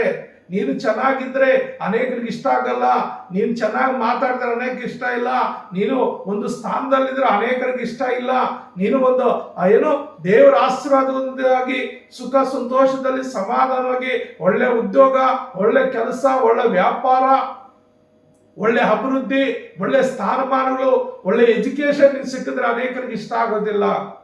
ಹಾಗಾಗಿ ದೇವರ ಆಶೀರ್ವಾದ ಎಷ್ಟು ಮುಖ್ಯನೋ ಮನುಷ್ಯರ ಆಶೀರ್ವಾದ, ಮನುಷ್ಯರ ಪ್ರೀತಿ ನಿಂಗೆ ಅಷ್ಟೇ ಮುಖ್ಯ. ಅದಕ್ಕೆ ಅಲ್ಲಿ ಏನ್ ಹೇಳ್ತಾನೆ, ದೇವರ ಸಂಗಡ ಮನುಷ್ಯರನ್ನು ಹೋರಾಡಿ ಗೆದ್ದವನಾದ್ರಿಂದ ನಿನಗೆ ಇಸ್ರಾಯೇಲ್ ಎಂದು ಹೆಸರುಂಟಾಗೋದು. ಪ್ರಿಯ ನನ್ನ ಸಹೋದರರೇ, ಇಸ್ರಾಯೇಲ್ ಅಂದ್ರೆ ಏನರ್ಥ ಅಂದ್ರೆ ದೇವರ ಸಂಗಡ ಹೋರಾಡಿದ ಮನುಷ್ಯ ಎಂದರ್ಥ. ಅಂದ್ರೆ ಇಸ್ರಾಯೇಲ್ ಅಂದ್ರೆ ಪರಲೋಕವನ್ನು ಸೂಚನೆ. ನಾವೆಲ್ಲರೂ ಇಸ್ರಾಯೇಲ್ ಅಂದ್ರೆ ದೇವರಿಂದ ಆಶೀರ್ವದಿಸಲ್ಪಟ್ಟವರು, ಅಂದ್ರೆ ಎಲ್ಲ ಪ್ರತಿಯೊಂದು ಪಾಪ ನೀಗಿಸಲ್ಪಟ್ಟು ಪರಲೋಕಕ್ಕೆ ಒಯ್ಯಲ್ಪಡುವಂತವರು. ಹಾಗಾಗಿ ಅಲ್ಲಿ ಏನ್ ಹೇಳ್ತದೆ, ಇನ್ನು ಇಸ್ರಾಯೇಲ್ ಎಂದು ಹೆಸರು ಹೊಂದುತ್ತೀಯ, ಇಸ್ರಾಯೇಲ್ ಎಂಬ ಹೆಸರನ್ನು ನೀನು ಹೊಂದುತ್ತೀಯ ಅಂತ ಹೇಳುವಾಗ ಪ್ರಿಯನ ಹಾಗೆ ಅವನು ಆ ಒಂದು ವಾಗ್ದಾನ, ಒಂದು ಆಶೀರ್ವಾದ ಹೊಂದಿಕೊಂಡು ಮುಂದಕ್ಕೆ ಹೋಗುವಾಗ ಪ್ರಿಯರೇ ಅವರ ಅಣ್ಣ ಬರ್ತಾನೆ. ನಾವು 33ನೇ ಅಧ್ಯಾಯ 1ನೇ ವರ್ಷ ನೋಡಿ, ಯಾಕೋಬನು ಕಣ್ಣೆತ್ತಿ ನೋಡಿದಾಗ ಏಸಾವನು 400 ಮಂದಿ ಮನುಷ್ಯರ ಸಮೇತ ಬರುವುದನ್ನು ಕಂಡನು. ಆಗ ಅವನು ಲೇಳಿಗೂ ರಾಹಳಿಗೂ ಇಬ್ಬರು ದಾಸಿಯರಿಗೂ ಅವರವರ ಮಕ್ಕಳನ್ನು ಒಪ್ಪಿಸಿ ಅವರನ್ನು ಬೇರೆ ಬೇರೆ ಮಾಡಿ ಮುಂದುಗಡೆಯಲ್ಲಿ ದಾಸರವರ ಮಕ್ಕಳನ್ನು ಅವರ ಹಿಂದೆ ಲೇಳನ್ನು ಆಕೆಯ ಮಕ್ಕಳನ್ನು ಕಟ್ಟಕಡೆ ರಾಹೇಲು ಯೋಸೇಫನನ್ನು ಬರಮಾಡಿದನು. ತಾನೇ ಅವರ ಮುಂದಾಗಿ ಹೋಗಿ ಏನು ಎಲ್ಲರ ಮುಂದಾಗಿ ಯಾಕೋಬನ ಹೋಗಿ ಏನು ಮುಂದಾಗಿ ಹೋಗಿ ತನ್ನ ಅಣ್ಣನಿಗೆ ಸಮೀಪಿಸುತ್ತಿರುವಾಗ 7 ಸಾರಿ ನೆಲದ ತನಕ ಬಗ್ಗೆ ನಮಸ್ಕಾರ. ಆದರೆ ಏಸಾವನು ಅವನನ್ನು ಎದುರುಗೊಳ್ಳಲು ಓಡಿ ಬಂದು ಅವನ ಕೊರಳನ್ನು ಅಪ್ಪಿಕೊಂಡು ಮುದ್ದಿಟ್ಟನು. ಅವರಿಬ್ಬರು ಕಣ್ಣೀರು ಸುರಿಸಿದ್ರು. ಪ್ರಿಯ ನನ್ನ ಸಹೋದರ ಸಹೋದರಿ, ನೋಡ್ರಿ, ಶತ್ರುವಾಗಿ ಯಾಕೋಬನನ್ನ ಸಂಹಾರ ಮಾಡಬೇಕು, ಅವನ್ನೆಲ್ಲ ದೋಚ್ಕೋಬೇಕಂತ ಶತ್ರುವಾಗಿ ಬಂದಂತ ಏಸಾವನನ್ನ ದೇವ್ರೇನ್ ಮಾಡ್ದ, ಪ್ರೀತಿಸುವ ಹೃದಯವಾಗಿ ಅವನ ಮುಖವನ್ನು ನೋಡಿದ್ರೆ ಆ ಕೋಪ ತಾಪ ಎಲ್ಲ ಹೋಗ್ಬಿಡ್ತು. ಕಾರಣ ಏನು, ಅವನು ಯಾಕೋಬನಾಗಿಲ್ಲ, ಅವನು ಇಸ್ರಾಯೇಲನಾಗಿದ್ದಾನೆ. Hallelujah, hallelujah. ಪ್ರಿಯ ನನ್ನ ಸಹೋದರರೇ, ಅವನು ಯಾಕೋಬನಾಗಿಲ್ಲ, ಅವನು ಇಸ್ರಾಯೇಲನಾಗಿದ್ದಾನೆ. ಅಂದ್ರೆ ದೇವರ ಆಶೀರ್ವಾದ ಹೊಂದಿದವನೇ. ಅವನು ತನ್ನ ಪಾಪವನ್ನು ಒಪ್ಕೊಂಡಿದ್ದಾನೆ, ಕ್ಷಮಿಸಲ್ಪಟ್ಟಿದ್ದಾನೆ, ಪಾಪವನ್ನ ಸಕಲ ಅನೀತಿಯನ್ನು ಅವನಿಂದ ತೆಗೆದಲ್ಪಟ್ಟಿದೆ. ಆದ್ದರಿಂದ ಅವನು ಏನ್ ಮಾಡ್ತಾ ಇದ್ದಾನೆ, ದೇವರು ತನ್ನ ಅಣ್ಣ ಶತ್ರುವಾದಂಥವ್ ನನ್ನ ಮಿತ್ರನಾಗಿ ಏನ್ ಮಾಡ್ತಾನೆ, 7 ಸಾರಿ ಬಗ್ಗೆ ನಮಸ್ಕಾರ ಮಾಡಕ್ ಹೋದ್ರೆ ಅವನ್ ಏನ್ ಮಾಡ್ತಾ ಇದ್ದಾನೆ, ಬಂದು ಅವನ ಕೊರಳಿಗೆ ಹಪ್ಪಿಕೊಂಡು ಮುದ್ದಿಟ್ಟು, ಇಬ್ರು ಎಷ್ಟು ದಿವಸ ಆಯ್ತು, 20 ವರ್ಷಗಳಾಯ್ತು ನಾವು ಒಬ್ಬರನ್ನೊಬ್ರು ನೋಡ್ಕೊಂಡು ಅಂತೇಳಿ 10 ಸಮಾಧಾನ ಪಡ್ಕೊಳ್ತಾರೆ. ಅವ್ರಿಗೂ ದ್ವೇಷ ಎಲ್ಲ ಹೋಗ್ಬಿಡ್ತದೆ. ಮತ್ತೆ ಏನ್ ಮಾಡ್ತಾನೆ, ಅಣ್ಣನಿಗೆ ಸ್ವಲ್ಪ ಕಾಣಿಕೆಗಳು ಕೊಡ್ತಾನೆ. ಬೇಡ, ನನ್ಗೆ ಬೇಕಾದಷ್ಟು ದೇವರು ಕೊಟ್ಟಿದ್ದಾನಂದ್ರು, ನಿನ್ನ ದಾಸನು ಅಂದ್ರೆ ನಿನ್ನ ಸೇವಕನಾದಂತ ನಿನ್ನ ತಮ್ಮನಾದಂತ ಕೊಟ್ಟಿದ್ದನ್ನು ನೀನು ತಗೋಬೇಕಂತ ಹೇಳುವಾಗ ತಗೊಂಡು ನೀವು ಸಮಾಧಾನವಾಗಿ ನಮ್ಮ ದೇಶದಲ್ಲಿ ಬಂದು ನೀವು ವಾಸ ಮಾಡ್ಬೋದು ಅಂತೇಳಿ ಏನ್ ಮಾಡ್ತಾನೆ, ಅಣ್ಣನ ತಮ್ಮನ ಯಾವುದೇ ರೀತಿ ಹಿಂಸೆ ಕೊಡದೆ ಸಂತೋಷವಾಗಿ ಹಿಂತಿರುಗಿ ಹೋಗ್ಬಿಡ್ತಾನೆ ಮತ್ತು ತನ್ನ ದೇಶಕ್ಕೆ ಆಹ್ವಾನಿಸ್ತಾನೆ, ತಾನು ಜೀವಿಸುವಂತ ಸ್ಥಳಕ್ಕೆ ಆಹ್ವಾನಿಸ್ತಾನೆ. ಹಾಗೆ ಪ್ರಿಯ ನನ್ನ ಸಹೋದರ ಸಹೋದರಿ, ಕಣ್ಣೀರನ್ನು ಪ್ರಾರ್ಥನೆ ಮಾಡುವಾಗ ನೀನು ಕಣ್ಣೀರಿಂದ ನೀನು ಪ್ರಾರ್ಥನೆ ಮಾಡುವಾಗ, ನಿನ್ನ ಪಾಪಗಳು ಏನೇ ಇದ್ರೂ ದೇವರ ಮುಂದೆ ಒಪ್ಪಿಕೊಳ್ಳುವಾಗ, ಮರಿಕೆ ಮಾಡುವಾಗ, ಆ ಯಾಕೋಬನನ್ನು ಯಾವ ರೀತಿ ಕ್ಷಮಿಸಿದನೋ, ಆ ಯಾಕೋಬನನ್ನು ಯಾವ ರೀತಿ ಪ್ರೀತಿಸಿದನೋ, ಆ ಯಾಕೋಬನ ತಪ್ಪನ್ನು ಯಾವ ರೀತಿ ಅವನಿಗೆ ಮನವರಿಕೆ ಮಾಡಿ ಆ ಪಾಪಗಳಿಂದ ಪರಿಹರಿಸಿ ತಾನು ತಪ್ಪು ಒಪ್ಪಿಕೊಳ್ಳುವ ಹಾಗೆ ಮಾಡಿ ಮತ್ತೆ ಆತನ ಆಶೀರ್ವಾದ ಮಾಡಿದ ಹಾಗೆ ನಿನ್ನನ್ನು ಆತನು ಆಶೀರ್ವಾದ ಮಾಡಲಿಕ್ಕೆ ಶಕ್ತನಾಗಿದ್ದಾನೆ. ನೀನೇನು ಮಾಡಬೇಕು? ಯಾಕೋಬನು ಯಾವ ರೀತಿ ಇಡೀ ರಾತ್ರಿ ಆ ಪುರುಷನ ಹತ್ರ, ಆ ದೇವರ ಹತ್ರ, ಆ ದೇವದೂತನೊಟ್ಟಿಗೆ ಹೋರಾಡಿದನೋ ಅದೇ ರೀತಿಯಲ್ಲಿ ನೀನು ದೇವರ ಸಂಗಡ ಉಪವಾಸದಿಂದ ಹೋರಾಡುವಾಗ, ಕಣ್ಣೀರು ಸುರಿಸುವಾಗ, ನಿನ್ನ ಪಾಪಗಳನ್ನ ಅರಿಕೆ ಮಾಡುವಾಗ, ಅದನ್ನು ಒಪ್ಪಿಕೊಳ್ಳುವಾಗ ಏನ್ ಮಾಡ್ತಾನೆ? ಆತನ ನಿನ್ನ ಕ್ಷಮಿಸಿ ನಿನ್ನಲ್ಲಿರುವ ಸಕಲ ಪಾಪಗಳನ್ನು ತೆಗೆದು ತನ್ನ ರಕ್ತದಿಂದ ಶುದ್ಧೀಕರಿಸಿ ನಿನ್ನಲ್ಲಿರುವ ಎಲ್ಲ ಅನೀತಿಯನ್ನು ತೆಗೆದುಹಾಕಿ ನಿನ್ನನ್ನು ಆ ಯಾಕೋಬನನ್ನು ಯಾವ ರೀತಿ ಆಶೀರ್ವದಿಸಿದನೋ ಅದೇ ರೀತಿಯಲ್ಲಿ ನಿನ್ನನ್ನು ಆಶೀರ್ವದಿಸಿ ಈ ಲೋಕದಲ್ಲಿ ನೀನು ಸಂತೋಷವಾಗಿ ಜೀವಿಸುವಾಗೆ, ಈ ಲೋಕದಲ್ಲಿ ನಿನ್ನ ಅಗತ್ಯಗಳೆಲ್ಲ ಪೂರೈಸುತ್ತಾ ನಿನ್ನೊಂದಿಗೆ ಆತನ ನಡೆಸಲಿಕ್ಕೆ ಆತನ ಸರ್ವಶಕ್ತನಾದ ದೇವರಾಗಿದ್ದಾನೆ. ಹಾಗಾಗಿ ಅಂತ ದೇವಾದ ದೇವರಿಗೆ ನೀನು ಕಣ್ಣೀರಿಟ್ಟು ಪ್ರಾರ್ಥಿಸುವಾಗ, ನಿಮ್ಮ ಪಾಪ ಒಪ್ಪಿಕೊಳ್ಳುವಾಗ ಆತನ ಕ್ಷಮಿಸಿ ನಿಮ್ಮನ್ನೇನು ಮಾಡ್ತಾನೆ? ಯಾಕೋಬನ ಆಶೀರ್ವದಿಸಿದ ರೀತಿಯಲ್ಲಿ ನಿಮ್ಮನ್ನು ಆಶೀರ್ವಾದ ಮಾಡಲಿಕ್ಕೆ ಆತನ ಶಕ್ತನಾಗಿದೆ. ಆತನ ಅಂತ ದೇವಾದಿ ದೇವರಿಗೆ ಮಹಿಮೆ ಉಂಟಾಗಲಿ, ಅಂತ ದೇವಾದಿ ದೇವರಿಗೆ ಮಹಿಮೆ ಉಂಟಾಗಲಿ. ಪ್ರಿಯ ನನ್ನ ಸಹೋದರರೇ, ನೀವೆಲ್ಲಿದ್ರು ಅಲ್ಲಿ ನೀವು ಮೊಣಕಾಲು ಹಾಕ್ರಿ, ನೀವೆಲ್ಲಿದ್ರು ಅಲ್ಲಿ ನೀವು ಮೊಣಕಾಲು ಹಾಕ್ರಿ. ಈ ವಾಕ್ಯವನ್ನು ಕೇಳುವಂತ ನನ್ನ ಸಹೋದರ ಸಹೋದರಿಯೇ, ನೀನಿರುವ ಕಡೆ ಮೊಣಕಾಲು ಹಾಕು. ದೇವರ ಹತ್ರ ಯಾಕೋಬನು ಯಾವ ರೀತಿ ಪಶ್ಚಾತ್ತಾಪಟ್ಟನೋ, ಯಾವ ರೀತಿ ತನ್ನ ಪಾಪಗಳು ಒಪ್ಪಿಕೊಂಡನೋ ಅದೇ ರೀತಿ ನೀವು ಒಪ್ಪಿಕೋ. ಆತನ ಕ್ಷಮಿಸಲು ಶಕ್ತನಾಗಿದ್ದಾನೆ, ಆತನ ನಿನ್ನ ಕ್ಷಮಿಸಲು ಶಕ್ತನಾಗಿದ್ದಾನೆ, ನಿನ್ನ ಎಲ್ಲ ಪಾಪಗಳಿಂದ ಆತನ ಬಿಡಿಸಲು ಶಕ್ತನಾಗಿದ್ದಾನೆ, ನಿನ್ನ ಸಕಲ ಅನೀತಿಯನ್ನು ಪರಿಹರಿಸಲು ಶಕ್ತನಾಗಿದ್ದಾನೆ. ನೂತನ ಮನುಷ್ಯನಾಗಿ ನೀನು ಮಾಡಿ ನೀನು ಬೇಕಾದ್ರೆ ಎಲ್ಲ ಆಶೀರ್ವಾದಗಳು ಆತನ ಕೊಡ್ಲಿಕ್ಕೆ ಶಕ್ತನಾಗಿದ್ದಾನೆ. ಹಾಗಾಗಿ ಅಂತ ದೇವರ ಮುಂದೆ ನೀನು ಮೊಣಕಾಲು, ನೀನು ಕಣ್ಣೀರು ಸುರಿಸು, ನಿನ್ನ ಪಾಪಗಳು ಒಪ್ಪಿಕೋ, ದೇವರು ನಿನ್ನ ಕ್ಷಮಿಸ್ತಾನೆ. ಪ್ರಾರ್ಥನೆ ಮಾಡಿಕೊಳ್ಳೋಣ. ನನ್ನ ತಂದೆಯಾದ ದೇವರೇ, ಏಸಯ್ಯ, ಈ ಒಂದು ವಾಗ್ದಾನವನ್ನು ನೀನು ನಾನು ಕೊಟ್ಟಿದ್ದಕ್ಕಾಗಿ ಸ್ತೋತ್ರಪ್ಪ. ನೀನು ಸರ್ವಶಕ್ತನು, ನೀನು ಪರಿಶುದ್ಧನಪ್ಪ. ಅಪ್ಪ, ಪ್ರತಿಯೊಬ್ಬ ಮಾನವರು ತಮ್ಮ ಪಾಪಗಳನ್ನು ಅವ್ರಿಗೆ ಜ್ಞಾಪಕ ಮಾಡಿಸುವ ಆತನು, ಅವರು ಪಶ್ಚಾತ್ತಾಪ ಪಡುವಂತೆ, ಅವರು ತನ್ನನ್ನು ಸರಿಪಡಿಸಿಕೊಳ್ಳುವ ರೀತಿಯಲ್ಲಿ ಅವರು ಕ್ರಮಪಡಿಸಲಿಕ್ಕೆ ನೀನು ಶಕ್ತನಾಗಿದೆಯಪ್ಪ. ಹಾಗೆ ಅಪ್ಪ, ಈ ದಿನ ಯಾರು ಮೊಣಕಾಲು ಹಾಕಿ ತನ್ನ ಪಾಪಗಳನ್ನು ಒಪ್ಪಿಕೊಂಡು ಆ ಯಾಕೋಬನ ರೀತಿಯಲ್ಲಿ ಅಳುತ್ತಾ ಕಣ್ಣೀರು ಸುರಿಸುತ್ತಾ ಅಪ್ಪ ತಮ್ಮ ಪಾಪಗಳನ್ನು ಒಪ್ಪಿಕೊಳ್ತಾರೋ ಅವರೆಲ್ಲ ಪಾಪಗಳನ್ನು ಯೇಸುವಿನ ನಾಮದಲ್ಲಿ ನೀಗಿಸಲ್ಪಡಲಿ ಸ್ವಾಮಿ. ನೀನು ರಕ್ತವನ್ನು ಪ್ರೋಕ್ಷಿಸಿ ಅವರೆಲ್ಲ ಪಾಪಗಳನ್ನು ಪರಿಹರಿಸಪ್ಪ, ಸಕಲ ಅನೀತಿಯನ್ನು ಪರಿಹರಿಸಪ್ಪ. ಯಾಕೋಬನನ್ನು ಆಶೀರ್ವದಿಸಿದ ರೀತಿಯಲ್ಲಿ ಯಾಕೋಬನ ಶತ್ರುಗಳನ್ನು ಮಿತ್ರನಾಗಿ ಮಾರ್ಪಡಿಸಿದ ದೇವರೇ, ನಿನ್ನ ಮಕ್ಕಳಿಗೆ ಯಾರು ಶತ್ರು ಇದ್ದಾರೋ, ಸೈತಾನ ಯಾವ ರೀತಿ ಶತ್ರು ಹುನ್ನಾರಗಳಾಗ್ತಾ ಇದ್ದಾನೋ ಅಪ್ಪ, ಆ ಶತ್ರುಗಳು ಸೈತಾನಗಳೆಲ್ಲರನ್ನ ಅಪ್ಪ ಬಿಡಿಸಿ ಅಪ್ಪ, ನೀನೇ ಸಹಾಯಕನಾಗಿದ್ದು ಸಂಗಡಿಗನಾಗಿದ್ದು ಅಪ್ಪ, ಲೋಕದಲ್ಲಿ ಅವ್ರು ವಿರುದ್ಧವಾಗಿ ಜೀವಿಸುತ್ತ ಮನುಷ್ಯರನ್ನ ಪ್ರೀತಿಸೋರಾಗಿ ನೀನು ಮಾರ್ಪಡಿಸಿ, ಏಸಯ್ಯ ಪ್ರೀತಿಸೋರಾಗಿ ಮಾರ್ಪಡಿಸಿ ಯಾಕೋಬನನ್ನ ಆಶೀರ್ವಾದ ರೀತಿಯಲ್ಲಿ ಈ ನಿನ್ನ ಮಗನನ್ನು ನೀನು ಆಶೀರ್ವದಿಸಪ್ಪ. ಅವರೆಲ್ಲ ಪಾಪಗಳು ಪರಿಹರಿಸಪ್ಪ, ನೀನು ಶುದ್ಧೀಕರಿಸಪ್ಪ. ನೀನು ಸರ್ವಶಕ್ತನಾಗಿರೋದ್ರಿಂದ ಅಪ್ಪ ಪ್ರತಿಯೊಬ್ಬ ಪಾಪ ಪರಿಹಾರಕ್ಕಾಗಿ ಈ ಲೋಕಕ್ಕೆ ನೀನು ಬಂದಿದೀಯಪ್ಪ. ನಮ್ಮ ಪಾಪಗಳು ನೀನು ಹೊತ್ಕೊಂಡಿದೀಯಪ್ಪ. ನಮ್ಮ ಪಾಪಗಳ ನಿವಾರಣೆಗಾಗಿ ನಿನ್ನ ರಕ್ತವನ್ನು ಸುರಿಸಿದೀಯಪ್ಪ. ನಮಗೋಸ್ಕರ ನೀನು ಜಜ್ಜಲ್ಪಟ್ಟಿದೀಯಪ್ಪ. ಹಾಗಾಗಿ ಸ್ವಾಮಿ ಕರ್ತನೇ ಯೇಸಯ್ಯ, ನಿನ್ನ ಪರಿಶುದ್ಧ ಹಸ್ತವನ್ನು ಎಲ್ಲರ ಮೇಲೆ ಚಾಚಿ ಅವರ ಸಕಲ ಅನೀತಿಯನ್ನು ತೆಗೆದುಹಾಕಿ ಒಳ್ಳೆ ಮನಸ್ಸನ್ನು, ಒಳ್ಳೆ ಆಲೋಚನೆ, ಒಳ್ಳೆ ಮಾನವತ್ವ ಅವರು ಕೊಟ್ಟು ಸ್ವಾಮಿ ಪ್ರತಿಯೊಬ್ಬರು ಈ ಲೋಕದಲ್ಲಿ ಜೀವಿಸುವ ತನಕ ನಿನಗೆ ವಿಧೇಯರಾಗಿ ನಿನ್ನ ಚಿತ್ತದಂತೆ ನಡೆಯುವ ಹಾಗೆ ಪ್ರತಿಯೊಬ್ಬೊಬ್ಬರು ನೀನು ಆಶೀರ್ವದಿಸಿ ಎಲ್ಲಾ ಕೊರತೆಗಳು ನೀಗಿಸಿ ನೀನು ಆಶೀರ್ವದಿಸಬೇಕೆಂದು ನಜರೇತಿನ ಯೇಸುವಿನ ಒಂದೇ ನಾಮದಲ್ಲಿ ಪ್ರಾರ್ಥನೆ ಬೇಡುತ್ತೇನೆ ತಂದೆಯೇ. Amen, amen.